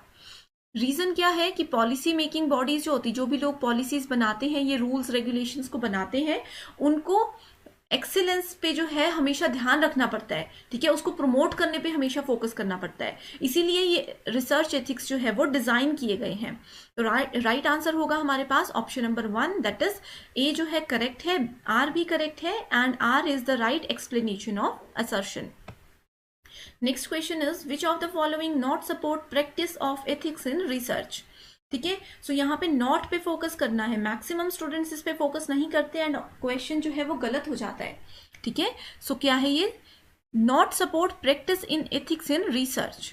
तो पहला ऑप्शन है restricting access to participants identification, यानी कि जितने भी पार्टिसिपेंट्स होते हैं, जो भी रिसर्च में पार्टिसिपेट ले रहे हैं, पार्टिसिपेट कर रहे हैं, उनकी आइडेंटिफिकेशन के थ्रू उनको हम लोग एक्सेस नहीं देंगे, रिस्ट्रिक्ट कर देंगे एक्सेस को। नेक्स्ट है रिवीलिंग इंफॉर्मेशन और participant only with written consent. ठीक है, लेकिन क्या बोला है यहाँ पे कि रिटन कंसेंट, यानी कि सिर्फ लिखित में ही उनको हम लोग क्या करेंगे, इंफॉर्मेशन रिवील करेंगे। Next is disclosing the data subsets, यानी कि जो भी डेटा के सबसेट होते हैं उसका खुलासा कर देना, सबको वो चीजें बता देना। नेक्स्ट आता है हमारे पास restricting access to data instruments where the participant is identified. ठीक है, यानी कि जितने भी हमारे पास डेटा इंस्ट्रूमेंट्स है, डेटा के उपकरण है, टूल्स भी यहाँ पे हो सकता है। ठीक है, डेटा के टूल्स जो भी हैं, ठीक है, उनको क्या करना, उनके एक्सेस को रिस्ट्रिक्ट कर देना जहां पे भी पार्टिसिपेंट की आइडेंटिटी यूज होगी। ठीक है, तो ये भी बहुत डायरेक्ट क्वेश्चन है कि जो भी हमारे डेटा के सबसेट्स होते हैं, ठीक है, उसको डिस्क्लोज करना, इसको हम लोग रिसर्च एथिक्स में ऐड नहीं करते हैं। ठीक है, तो राइट आंसर होगा option number 3। Next question is using someone else research without due acknowledgement is called as, यानी कि किसी की नॉलेज के बिना, अब जैसे मान लीजिए कि आप लोगों ने कोई पोएम लिखी है, ठीक है, आप लोगों की परमिशन के बिना मैं उस पोएम को कहीं पब्लिक प्लेस में सुना रही हूँ, या फिर मैंने एक बुक में पब्लिश कर दिया उसको अपना नाम लेकर के। ठीक है, तो ये सब चीजें आती हैं किसके under, copyright, plagiarism, publication and patent. ठीक है, तो ये सब चीजें आती हैं रिसर्च के केस में, किसके अंदर, प्लेगरिज्म के अंदर। कॉपीराइट भी वही होता है कि अगर हम किसी की चीज को यूज करते हैं विदाउट उनकी परमिशन, तो कॉपीराइट का भी चार्ज हम लोगों पे लग सकता है, लेकिन रिसर्च में हम लोग जनरली यूज करते हैं प्लेगरिज्म टर्म को। ठीक है, सो राइट आंसर है option number 2। This is also known as, so research की जब भी हम लोग बात करते हैं तो रिसर्च में एक इंपॉर्टेंट कॉन्सेप्ट होता है थीसिस, तो इसका दूसरा नाम क्या होता है? Options are research report, monograph, dissertation and book. ठीक है, तो रिसर्च रिपोर्ट को बोला जाता है अनुसंधान रिपोर्ट, प्रबंधन, निबंध और पुस्तक। तो यहाँ पे डायरेक्ट क्वेश्चन ये पूछा गया है, तो इसका आंसर है option number 3, that is dissertation. तो आप लोगों को पता होना चाहिए थीसिस या डिसर्टेशन क्या होता है। ये एक डॉक्यूमेंट होता है जो कि एक कैंडिडेट सबमिट करवाता है, ठीक है, जिसमें क्या लिखा होता है, जिसमें कि किसी पर्सन की एकेडमिक डिग्री या फिर उनकी प्रोफेशनल क्वालिफिकेशन को प्रेजेंट किया जाता है। ठीक है, एंड ये होता है रिसर्च एंड फाइंडिंग्स में ऐड। ठीक है, इसके अलावा जो थीसिस होती हैं उसमें हम लोग अपने आर्ग्यूमेंट्स, अपने ओपिनियंस एंड जो पर्टिकुलर टॉपिक से रिलेटेड हमारे पॉइंट्स होते हैं उन सब चीज़ों को ऐड करते हैं। ठीक है, next question is which of the following is not true about e-journals? So they are distributed through digital methods. ठीक है, यानी कि जितने भी डिजिटल तरीके होते हैं उसके थ्रू उनको वितरित किया जाता है लोगों के बीच में।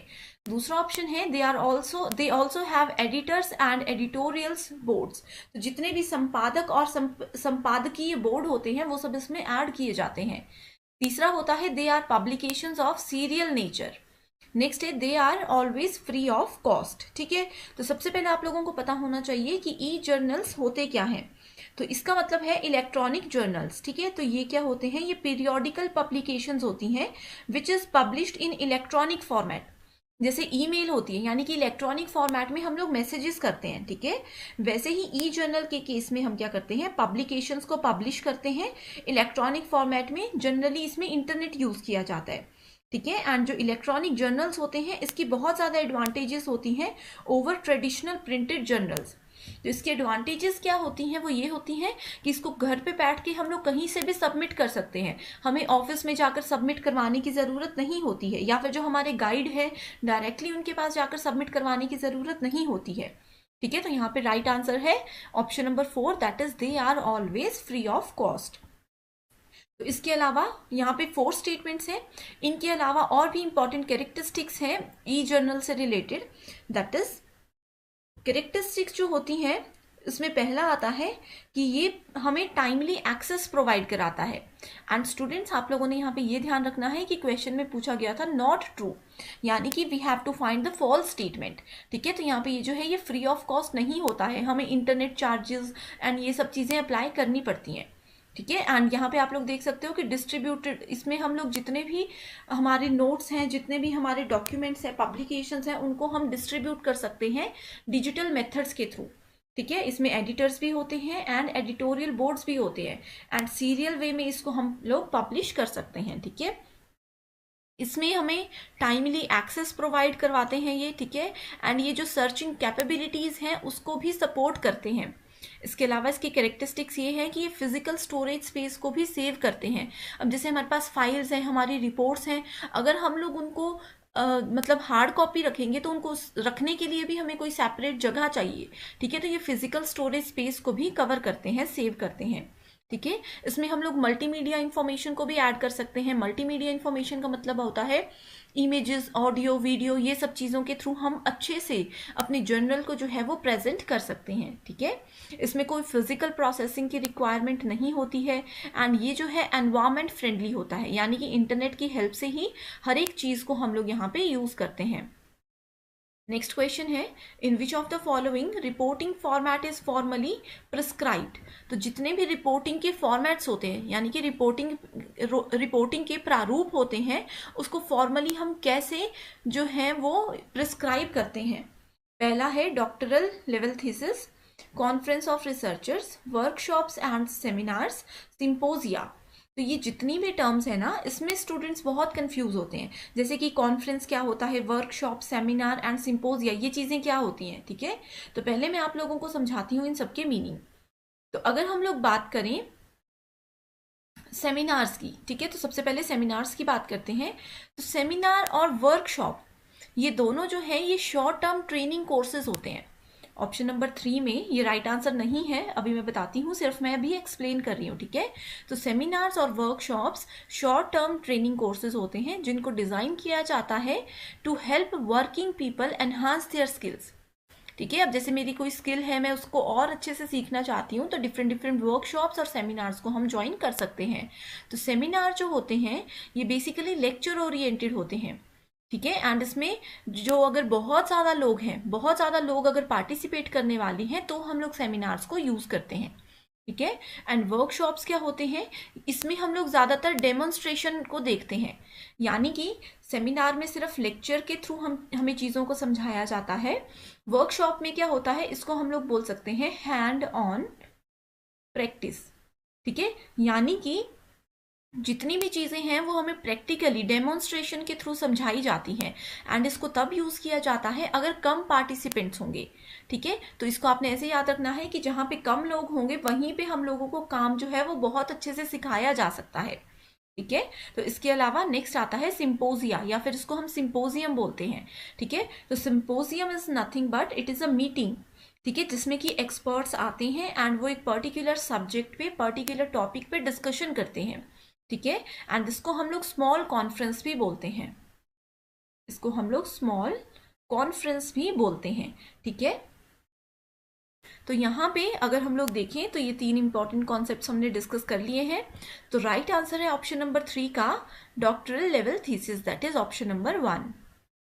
Next question is which of the following is an optional supplement of a research paper. तो रिसर्च पेपर में ऑप्शनल सप्लीमेंट क्या होता है, यानी कि जिस चीज को ऐड करना जरूरी नहीं है, करेंगे तो भी ठीक है, नहीं करेंगे तो भी ठीक है। तो options are footnote, appendix, glossary, bibliography. तो ये भी कुछ बेसिक टर्म्स हैं जो कि आप लोगों को पता होनी चाहिए, ठीक है। तो इसका राइट आंसर है हमारे पास option number 2, that is appendix. Next question is when academicians are called to deliver lecture or presentation to an audience on certain topic or a set of topic of educational nature, that is called, यानी कि अगर हम लोग किसी expert को बुलाते हैं lecture deliver करने के लिए, ठीक है, किस पे लेक्चर डिलीवर करना है, किसी एक पर्टिकुलर टॉपिक पे लेक्चर डिलीवर करना है, तो उस चीज को हम लोग क्या बोलते हैं? ट्रेनिंग प्रोग्राम, सेमिनार, वर्कशॉप और सिंपोजियम। तो इनके मीनिंग मैं आप लोगों को बता चुकी हूं, इजीली आप लोग आंसर कर सकते हो। तो इसका राइट आंसर है option number 2, that is seminar, ठीक है। Next question is in a thesis figures and tables are included in which of the following.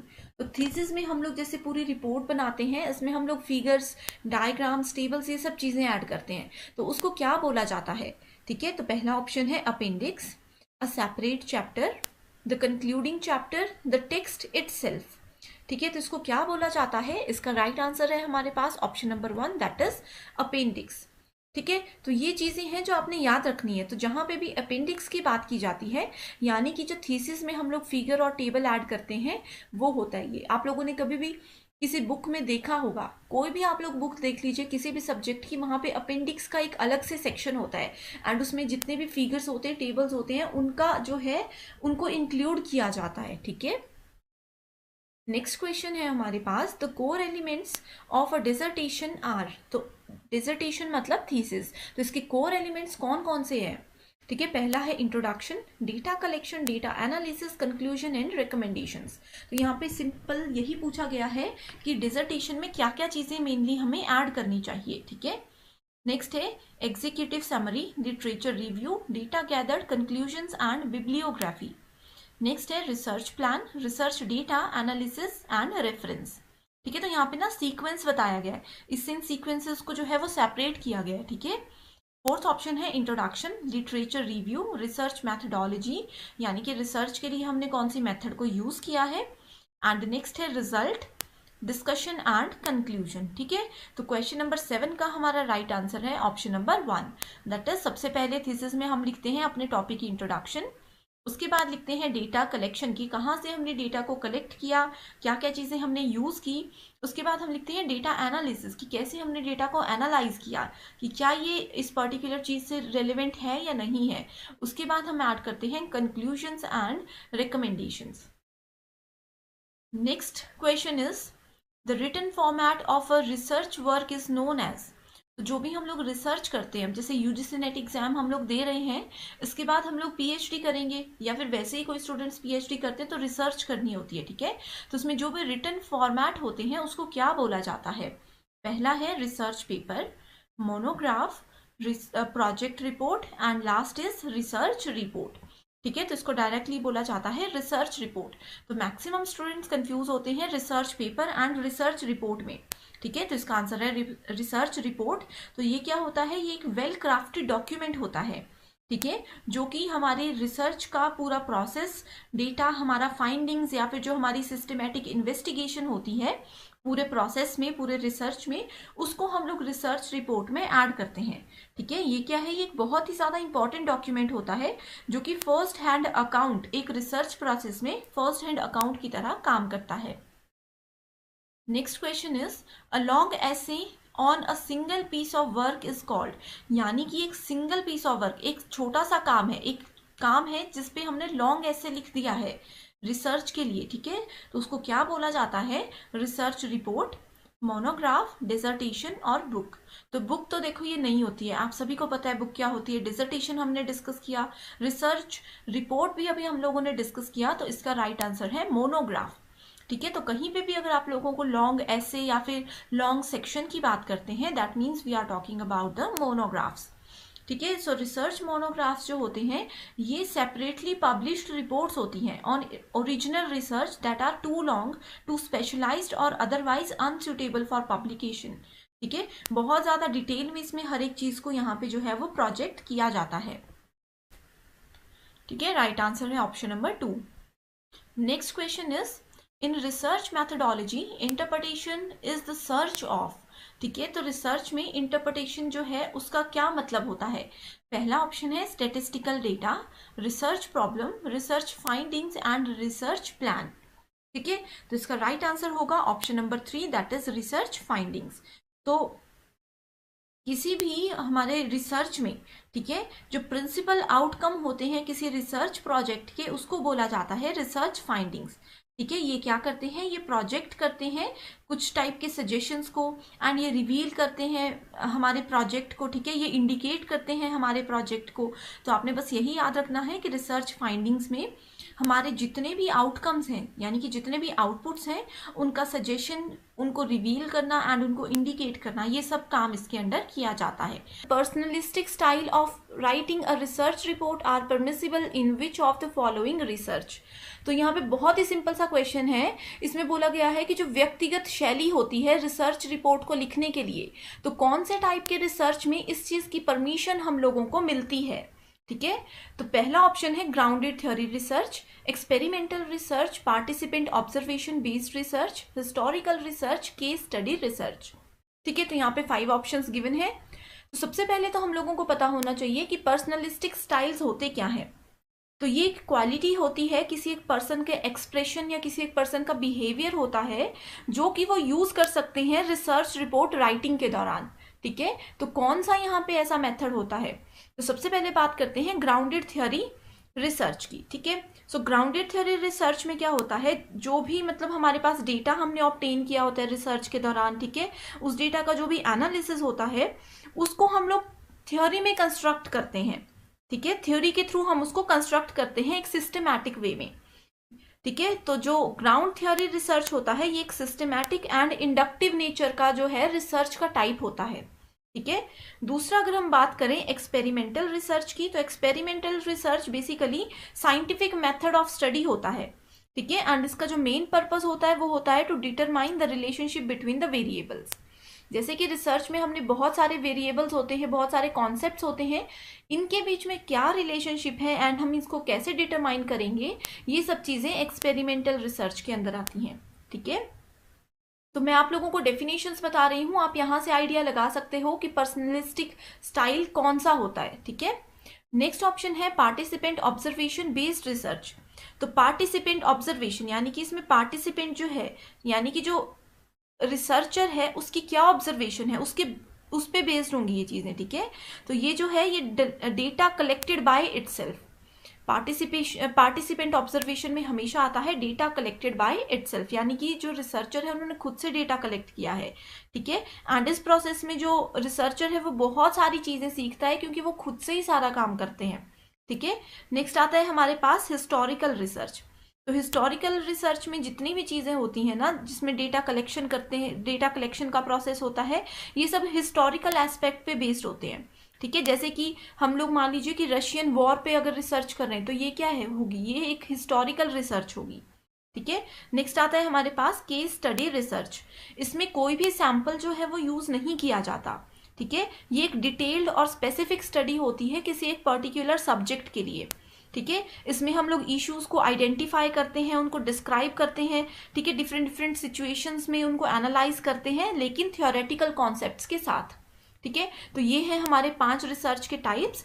अब इसमें राइट आंसर होगा हमारे पास option number A that is grounded theory research, option number C participant observation based research and option number E that is case study research.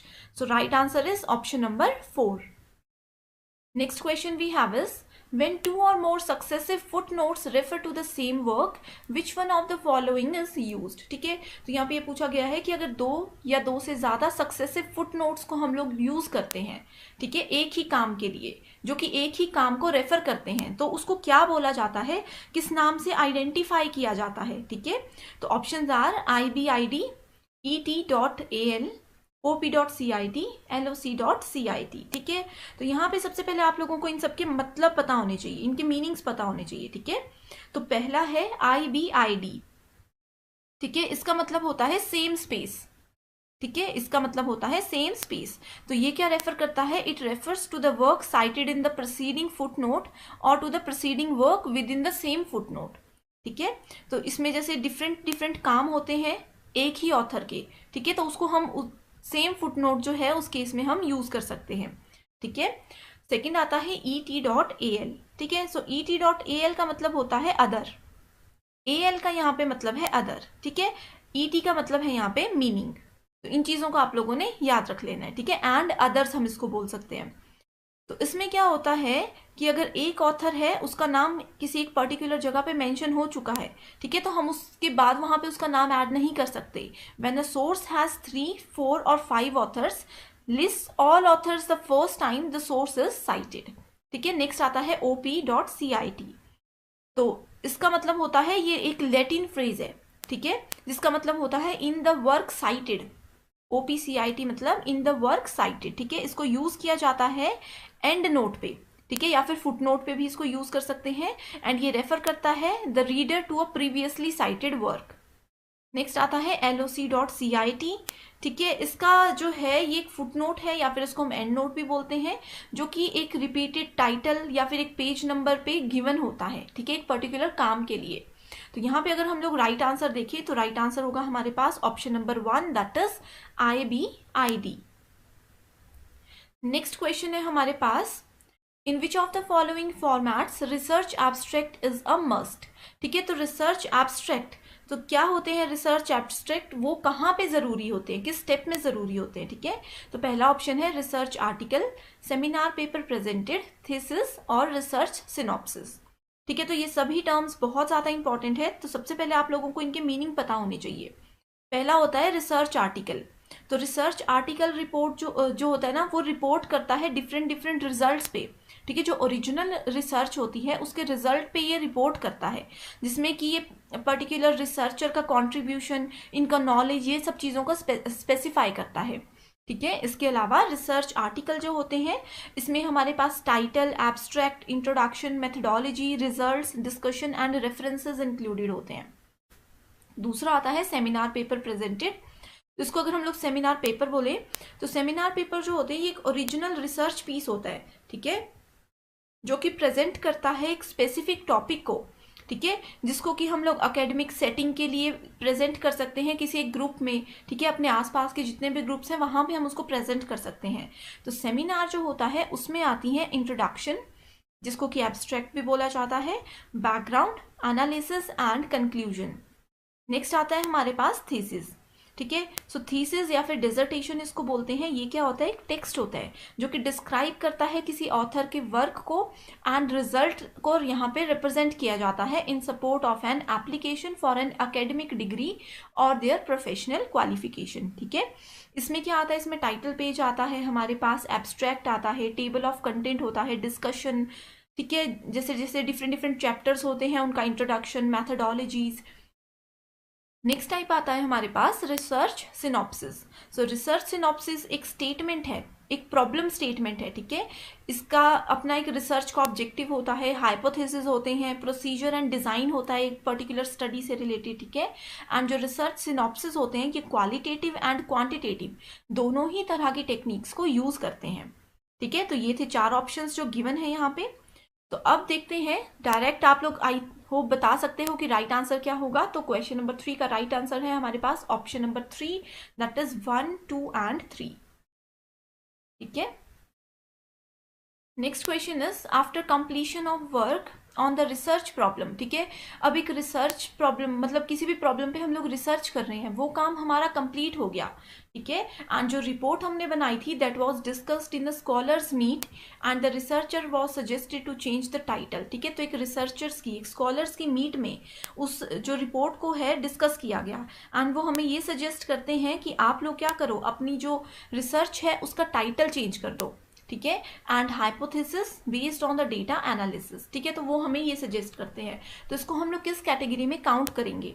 पहला आता है logical and appropriate, next है processes systematization of the report, next है illogical and not desirable, next है improving the validity of the report. ठीक है, तो one by one हम इन सभी के मीनिंग पहले डिस्कस कर लेते हैं। तो पहले तो आप लोगों को ये पता होना चाहिए कि टाइटल क्या होता है। ठीक है, टाइटल जो है वो पहली चीज होती है जो एक रीडर पढ़ता है। अब कोई बुक है, हम बुक में सबसे पहले बुक का टाइटल पढ़ते हैं, चैप्टर का टाइटल पढ़ते हैं। ठीक है, तो इसको हम लोग हाईलाइटेड पॉइंट भी बोल सकते हैं। ठीक है, दूसरा आता है हाइपोथेसिस। हाइपोथेसिस का मतलब होता है अनुमान लगाना, किसी चीज को गेस करना। ठीक है, तो hypothesis is a precise and testable statement about the predicted outcome of the study. ठीक है, एंड ये क्या होता है कि वैलिडिटी बताता है ये रिसर्च हाइपोथेसिस की। ठीक है, तो यहाँ पे अगर हम लोग देखें तो पहले ही मैंने बता दिया कि हाइपोथेसिस क्या करता है, ये किसी चीज की वैलिडिटी से हमें रिलेट करता है। तो अगर आपको ये बेसिक स्टेटमेंट पता होगी तो आप लोग फटाफट से इसका आंसर कर सकते हो। That is option number 4। Next question is in the two sets. ठीक है, सेट 1 एंड सेट 2 दिया गया है हमारे पास। सेट 1 में है format of the presentation and set 2 में है डिस्टिंक्टिव फीचर्स। तो thesis, dissertation, research paper, workshop, seminar. ठीक है, ये 4 बेसिक स्टेटमेंट्स हैं जिनको कि हम लोग प्रीवियस लेक्चर में भी डिस्कस कर चुके हैं बहुत डिटेल में।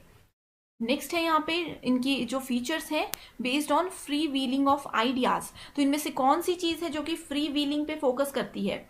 नेक्स्ट है target audience, group based reflection. तो आप लोगों को अगर ग्रुप बेस्ड एक्टिविटी कौन सी होती है वो पता है तो आप लोग विद इन अ सेकेंड इसका आंसर जो है वो बता सकते हो। नेक्स्ट है reflective deliberations based on specific themes। Again यहाँ पे एक कीवर्ड दिया गया है थीम। ठीक है, नेक्स्ट है presentation on a summary of research done, कि जो भी प्रेजेंटेशन है उसकी समरी पे फोकस करते हैं। Next is systematic prescribed format. ठीक है, तो यहाँ पे कौन सी चीज है जिसका एक प्रिस्क्राइब्ड फॉर्मेट होता है। ठीक है, तो सबसे पहले अगर हम बात करें थीसिस या डिसर्टेशन की, तो डिसर्टेशन क्या होता है, ये डिग्रीज होती हैं। ठीक है, सच दैट MSc, MPhil, ये सब चीजें। एंड जो थीसिस होती है ये होती है डॉक्टरल लेवल पे। अभी तक हम डिस्कस कर रहे थे कि ये दोनों चीजें सेम ही हैं, तो कहीं ना कहीं इनका कॉन्सेप्ट सेम ही होता है। ठीक है, बस डिफरेंस ये है कि थीसिस की अगर हम बात करें तो वो होती है PhD के टाइम पे जो हम लिखते हैं। डिसर्टेशन होती है जैसे MPhil के टाइम पे जो हम यूज करते हैं या MSc के लिए जो हम यूज करते हैं। ठीक है, नेक्स्ट आता है हमारे पास कि जो थीसिस होती हैं ये एक स्ट्रक्चर फॉर्मेट होता है। इसको हम बोल सकते हैं स्ट्रक्चर और फॉर्मेट ऑफ डिसर्टेशन और thesis. Writing is prescribed by the university, यानी कि इसका जो भी फॉर्मेट है वो एक यूनिवर्सिटी हमें बताती है, हम अपनी तरफ से कुछ भी नहीं ऐड कर सकते। ठीक है, नेक्स्ट आता है रिसर्च पेपर। तो रिसर्च पेपर में हमेशा समरी से रिलेटेड चीजें होती है। ठीक है, ये कॉमन फॉर्म होती है एकेडमिक राइटिंग की। रिसर्च पेपर का एक और की वर्ड है यहाँ पे, वो है एकेडमिक राइटिंग। तो जहां पे भी ये टर्म नजर आएगी that means it is related to research paper and ये समरी ऑफ रिसर्च से रिलेटेड होती है that has been done in a systematic manner. ठीक है, नेक्स्ट अगर हम लोग बात करें तो वो है वर्कशॉप। तो वर्कशॉप में क्या होता है, एक ग्रुप होता है पीपल का, ठीक है, जो कि शेयर करते हैं कॉमन इंटरेस्ट या फिर किसी कॉमन प्रॉब्लम पे ये लोग बात करते हैं। ठीक है, इसमें क्या होता है जो पार्टिसिपेंट्स होते हैं वो एक टारगेटेड इशू पे या फिर टारगेटेड प्रॉब्लम पे फोकस करते हैं। ठीक है, उस पर प्रैक्टिस करते हैं, उस पर डिस्कशन करते हैं। नेक्स्ट आता है हमारे पास सेमिनार। तो सेमिनार्स जो है वो फोकस करते हैं सम पर्टिकुलर सब्जेक्ट पे, जिसमें कि हर एक पर्सन जो है वहां पे प्रेजेंट है वो एक्टिवली पार्टिसिपेट कर सके। ठीक है, तो सेमिनार्स फॉर्मल प्रेजेंटेशन होती है जिसको कि रेगुलर बेसिस पे यानी कि इसको वीकली या फिर मंथली जो है वो प्रेजेंट किया जाता है। ठीक है, रेगुलर एक ये जॉब होती है। ठीक है, तो यहाँ पे अगर हम लोग देखें तो हमारे पास मैंने सभी की डेफिनेशन आपको बता दी है, तो इस अकॉर्डिंग हमारा राइट आंसर होगा option number 4 that is this. ठीक है, सो ए का आंसर है 5th, यानी कि thesis and dissertation systematic process होता है, एक फॉर्मेट होता है प्रिस्क्राइब्ड फॉर्मेट, इससे याद रख लेना है। ठीक है, हर एक यूनिवर्सिटी इस चीज को हमें बताती है जहां से भी हम लोग PhD कर रहे हैं। ठीक है, नेक्स्ट आता है रिसर्च पेपर। रिसर्च पेपर एक प्रेजेंटेशन होती है, ठीक है, जिसमें जो भी हमने रिसर्च की है उसकी एक समरी यहाँ पे हम प्रेजेंट करते हैं। नेक्स्ट आता है सेकंड ऑप्शन वर्कशॉप। ठीक है, यानी कि जो भी टारगेट ऑडियंस है, ठीक है, ग्रुप बेस्ड एक्टिविटी होती है। मैंने आप लोगों को कीवर्ड बताया था कि ग्रुप बेस्ड एक्टिविटी की बात हो तो वहां पे वर्कशॉप होता है। सेमिनार से मतलब है हमारा कि एक डिलिब्रेशंस बेस्ड स्पेसिफिक थीम होती है, ये कीवर्ड मैंने आप लोगों को अभी बताया था। ठीक है, तो ये बहुत ही इजी क्वेश्चंस हैं, बहुत ही ज्यादा इंटरेस्टिंग एंड इंपॉर्टेंट भी है। ठीक है, तो इस तरह से आप लोगों को बेसिक स्टेटमेंट्स हमेशा याद रखनी है। Next question is bibliography given in a research report. तो किसी भी रिसर्च रिपोर्ट में हम लोग बिब्लियोग्राफी को क्यों ऐड करते हैं, ठीक है। फर्स्ट ऑप्शन है helps those interested in further research, ठीक है, जो आगे भी रिसर्च करना चाहते हैं उनको ये हेल्प करती है। नेक्स्ट है shows vast knowledge of the researcher, यानी कि जो रिसर्चर है जिसने ये बिब्लियोग्राफी ऐड की है, जिसकी वो रिसर्च है, उसके बारे में उसका वास्ट नॉलेज जो है वो यहाँ पे रिप्रेजेंट करती है ये। नेक्स्ट है मेक्स द रिपोर्ट ऑथेंटिक, यानी कि इसी की वजह से ऑथेंटिसिटी मिलती है रिपोर्ट को। नेक्स्ट है it is an optional part of the report, तो यहाँ पे ये बोलते हैं कि ये ज़रूरी ही है ही नहीं, ठीक है, इसको ऐड करो चाहे ना करो, इट इज़ नॉट इम्पॉर्टेंट, ठीक है। तो रिसर्च रिपोर्ट में क्या होता है, रिसर्च रिपोर्ट पहले आप लोगों को पता होना चाहिए, ठीक है।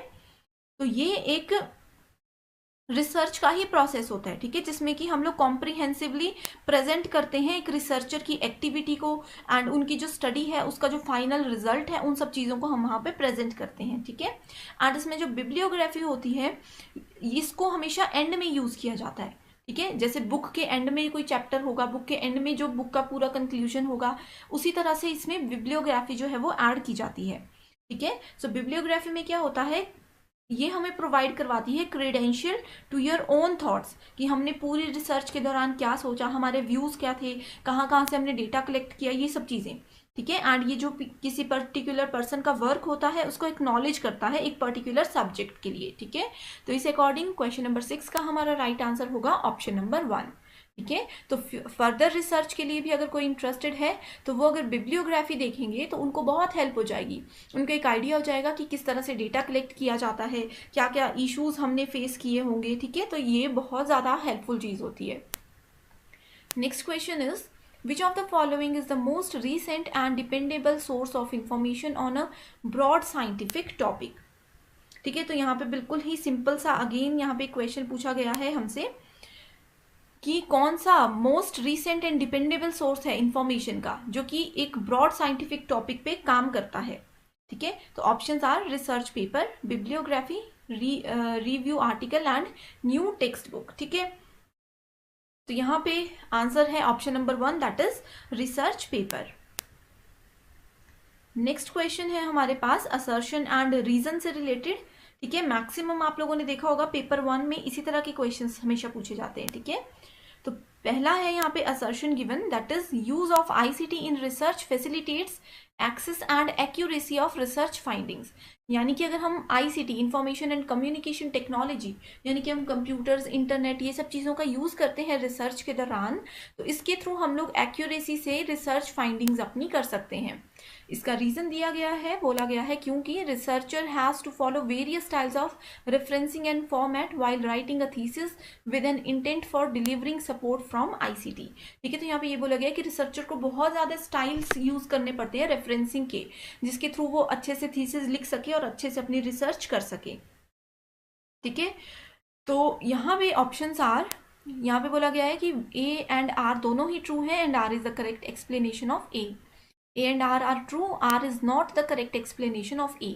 यहाँ पे बोला गया है कि ए करेक्ट है बट आर जो है वो गलत है, ठीक है। ए भी करेक्ट है, आर भी करेक्ट है, लेकिन यहाँ पे एक्सप्लेनेशन की कोई भी बात नहीं की गई है, ठीक है।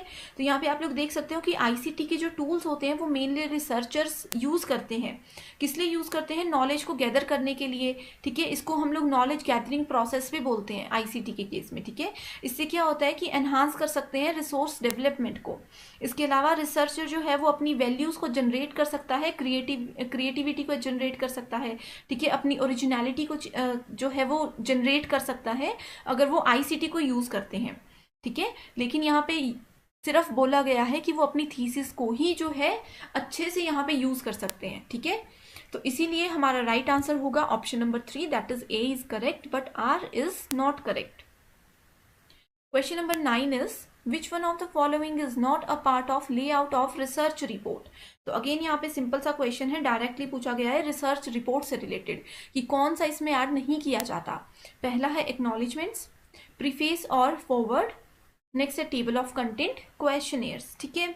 तो रिसर्च रिपोर्ट क्या होती है, इसमें मैंने आप लोगों को बताया कि एक रिसर्च का ही प्रोसेस होता है जिसमें कॉम्प्रिहेंसिव प्रेजेंटेशन होती है किसी भी रिसर्चर की एक्टिविटी की एंड उसके रिजल्ट्स की, ठीक है। तो रिसर्च रिपोर्ट में कौन कौन सी चीज़ें आती है, पहली आती है टाइटल, दूसरा आता है एक्नॉलेजमेंट, ठीक है। तो यहाँ पे पूछा गया है कि कौन सा ऐड नहीं किया गया, तो एक्नॉलेजमेंट तो हमने ऐड कर दिया, ठीक है, टाइटल एक्नॉलेजमेंट, उसके बाद आता है एब्स्ट्रैक्ट, ठीक है, उसके बाद आता है हमारे पास इंट्रोडक्शन, देन आता है स्टेटमेंट ऑफ प्रॉब्लम। इन चीज़ों को आप लोग नोट कर लीजिए, बहुत इंपॉर्टेंट है।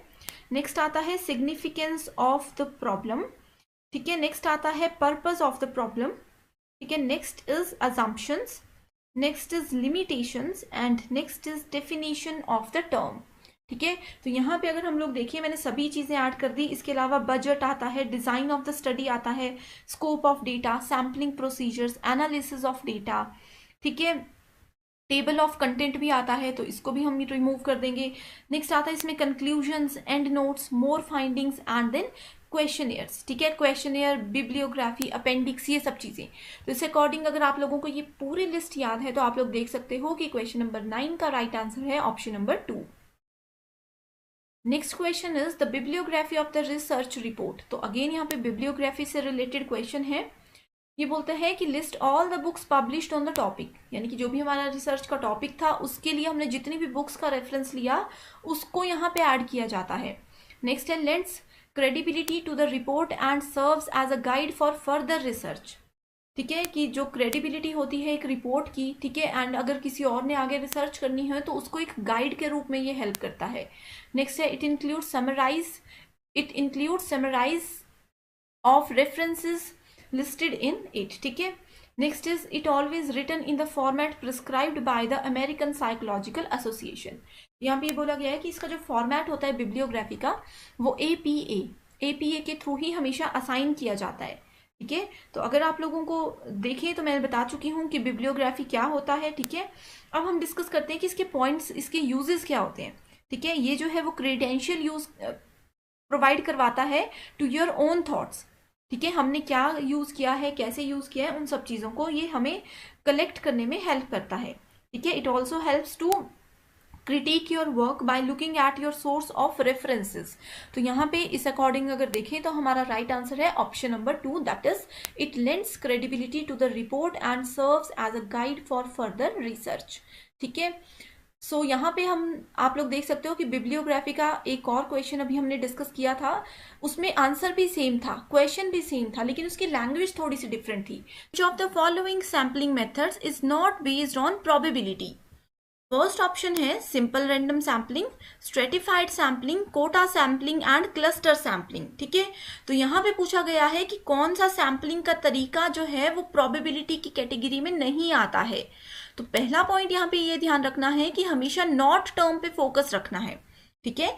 तो पहले मैं बताती हूँ कि सैम्पलिंग क्या होता है। सैम्पलिंग का मतलब होता है डेटा को कलेक्ट करना, ठीक है। मान लीजिए कोई एक स्पेसिफिक ग्रुप है हमारे पास इंडिविजुअल्स का, जिस ग्रुप के थ्रू हम लोग डेटा को कलेक्ट करते हैं अपनी रिसर्च के लिए, ठीक है। तो इसी में हमारे पास दो टाइप्स आते हैं, probability and non probability sampling.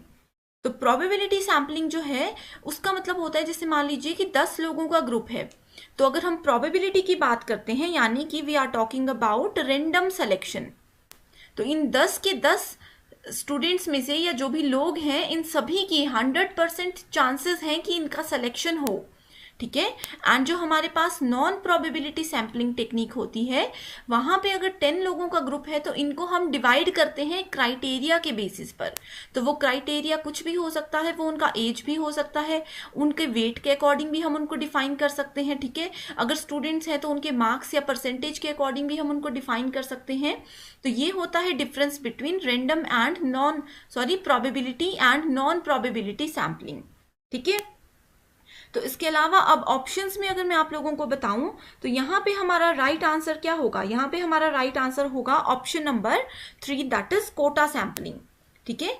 तो यहाँ पे नॉट बेस्ड ऑन प्रोबेबिलिटी यानी कि नॉन प्रोबेबिलिटी की डायरेक्ट बात की गई है, ठीक है। सो नॉन प्रोबेबिलिटी में एक तो आता है कोटा सैम्पलिंग, दूसरा आता है कन्वीनियंट सैम्पलिंग, तीसरा आता है स्नोबॉल सैम्पलिंग, चौथा आता है जजमेंट सैम्पलिंग जिसको कि हम लोग पर्पसिव सैम्पलिंग भी बोलते हैं, ठीक है। वैसे ही अगर हम लोग प्रोबेबिलिटी सैम्पलिंग की बात करें तो इसमें भी हमारे पास 4 टाइप्स होते हैं। पहला आता है सिंपल या फिर इसको हम लोग अनरिस्ट्रिक्टेड रैंडम सैम्पलिंग भी बोलते हैं। दूसरा आता है सिस्टमैटिक सैम्पलिंग, तीसरा आता है stratified sampling and fourth type होता है क्लस्टर सैम्पलिंग, ठीक है, तो ये होते हैं 4 इनके पॉइंट्स जो कि बहुत ज़्यादा इंपॉर्टेंट है। सो सेकेंड क्वेश्चन है सैम्पलिंग केसेस मीन्स। बहुत बेसिक क्वेश्चन है कि जो सैम्पलिंग केसेस होते हैं उसको हम लोग क्या बोल सकते हैं। तो यहाँ पे पहला ऑप्शन है कि अगर हम लोग सैम्पलिंग को यूज करते हैं सैम्पलिंग फ्रेम्स के अंदर। दूसरा ऑप्शन बोलता है identifying people who are suitable for the research, यानी कि एक रिसर्च के लिए हम लोग किस तरह से लोगों को सेलेक्ट करते हैं, उनको कैसे आइडेंटिफाई करते हैं, दैट मीन्स सैम्पलिंग केसेस। तीसरा ऑप्शन बोलता है literally the researchers brief case, तो जो रिसर्चर के डिटेल में हम लोग केसेस को डिफाइन करते हैं, क्या उसको सैम्पलिंग केस बोलते हैं। नेक्स्ट आता है sampling of people, newspapers and television programs. तो इसका राइट आंसर होगा ऑप्शन नंबर 4, यानी कि जो भी सैम्पलिंग हम लोग लोगों के थ्रू, न्यूज़पेपर के थ्रू, टेलीविजन प्रोग्राम्स या फिर सोशल मीडिया के थ्रू कलेक्ट करते हैं उसको बोला जाता है sampling cases. Next question is the population information is called parameter. ठीक है, तो यहाँ पे बहुत इंपॉर्टेंट क्वेश्चन है, इसी क्वेश्चन को 2 तरीके से पूछा जा सकता है। ठीक है, तो पॉपुलेशन इंफॉर्मेशन जो होती है उसको पैरामीटर बोला जाता है। सिमिलरली जो सैंपल इंफॉर्मेशन होती है उसको क्या बोला जाता है। ठीक है, पहला ऑप्शन है universe, inference, sampling design and statistics. तो यहाँ पे राइट आंसर होगा option number 4, that is statistics. ठीक है, तो ये चीजें आपको सिर्फ याद रखनी है। तो इसका क्वेश्चन इस तरह से भी पूछा जा सकता था कि सैम्पलिंग इंफॉर्मेशन को हम लोग बोलते हैं स्टैटिस्टिक्स, तो सिमिलरली पॉपुलेशन इंफॉर्मेशन को हम क्या बोलेंगे। ठीक है, तो यहाँ पे इस तरह से क्वेश्चन पूछा जा सकता है, तो आंसर होगा पैरामीटर। तो अब आपको बताती हूँ कि पॉपुलेशन क्या होता है। ठीक है, सो पॉपुलेशन होता है एक एंटायर ग्रुप, ठीक है, जिसकी हेल्प से हम लोग कंक्लूजन को, अपने रिसर्च के कंक्लूजन को ड्रॉ कर सकते हैं। जैसे कि अगर मान लीजिए 10 लोगों का ग्रुप है जिनके थ्रू हम लोग क्वेश्चनियर लेकर के या फिर इनको सैंपल के रूप में यूज करके क्या करते हैं, डेटा को कलेक्ट करते हैं।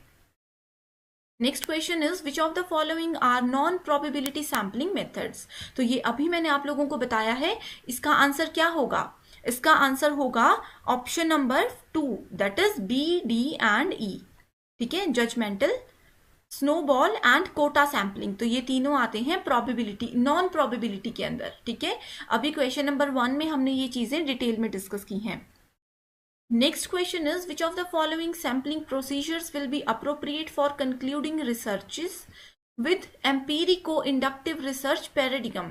तो जहां पे भी आप लोगों को एम्पीरिको इंडक्टिव रिसर्च की बात आती है, that means we are talking about कि any of the non probability sampling procedures. तो जहां पे भी नॉन प्रोबेबिलिटी सैम्पलिंग होगा वहां पे हमेशा एम्पीरिको इंडक्टिव रिसर्च की बात की गई होगी। ठीक है, next question is suppose we have to investigate the working efficiency of nationalized bank of India, which one of the following would you follow। ठीक है, तो यहाँ पे पूछा गया है कि अगर एक कोई बैंक के थ्रू यहाँ पे आइडेंटिफाई किया गया है, ठीक है, तो यहीं से आप लोगों को चीजें क्लियर होनी चाहिए कि we are talking about multi stage sampling. ठीक है, तो इसमें क्या होता है, जैसे नेशनलाइज्ड बैंक इन इंडिया पूछा गया है, ठीक है, तो उसमें अगर हम लोग किसी के वर्क को इन्वेस्टिगेट करते हैं तो वहां पे क्या होगा, मल्टीपल स्टेजेस पे हम लोग सैम्पलिंग करेंगे। जैसे स्टाफ का अलग होगा, उसके बाद लोगों का अलग सैंपल हम लोग कलेक्ट करेंगे। ठीक है, सबका क्राइटेरिया डिफरेंट होगा। Next question is when a research problem is related to heterogeneous population, the most suitable sampling method is। तो अगर हम लोग heterogeneous population यानी कि डिफरेंट तरह के लोगों को यूज करके जो है पॉपुलेशन के थ्रू डेटा को कलेक्ट कर रहे हैं, तो उसको क्या बोला जाएगा, cluster sampling, stratified sampling, convenient sampling और लॉटरी सैम्पलिंग। तो सबसे पहले तो मैं आप लोगों को ये बात बता दूं कि लॉटरी सैम्पलिंग कोई टर्म नहीं होती है। ठीक है, तो यहाँ पे राइट आंसर होगा option number 2, that is stratified sampling. तो इस क्वेश्चन में मैं आप लोगों को एक बार डिटेल में बताना चाहती हूँ कि स्ट्रेटिफाइड सैम्पलिंग होता क्या है। ठीक है, तो इसके थ्रू हम क्या करते हैं, एक पॉपुलेशन को यानी कि ग्रुप को डिवाइड करते हैं। ठीक है, इन सब पॉपुलेशन यानी कि इसको सब ग्रुप्स में डिवाइड करते हैं।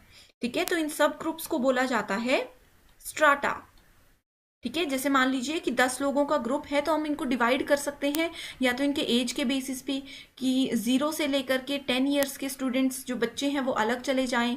ठीक है, 11 से 15 वाले अलग चले जाएं, या फिर उनके वेट के अकॉर्डिंग हम उनको सेलेक्ट कर सकते हैं, उनके क्लास के अकॉर्डिंग उनको सेलेक्ट कर सकते हैं।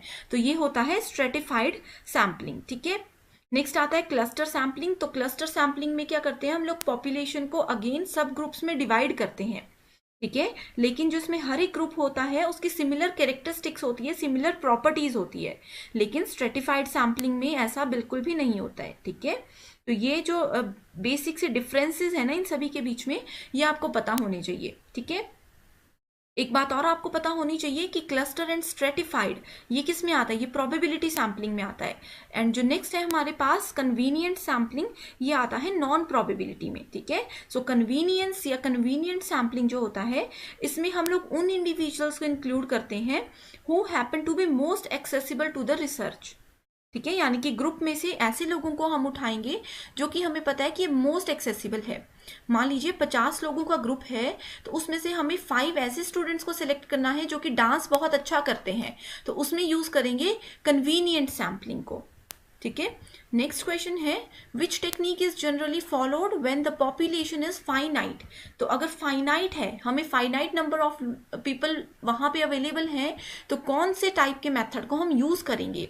तो आंसर होगा हमारे पास, right answer, systematic sampling technique. ठीक है, तो सिस्टमैटिक सैम्पलिंग टेक्निक क्या होता है?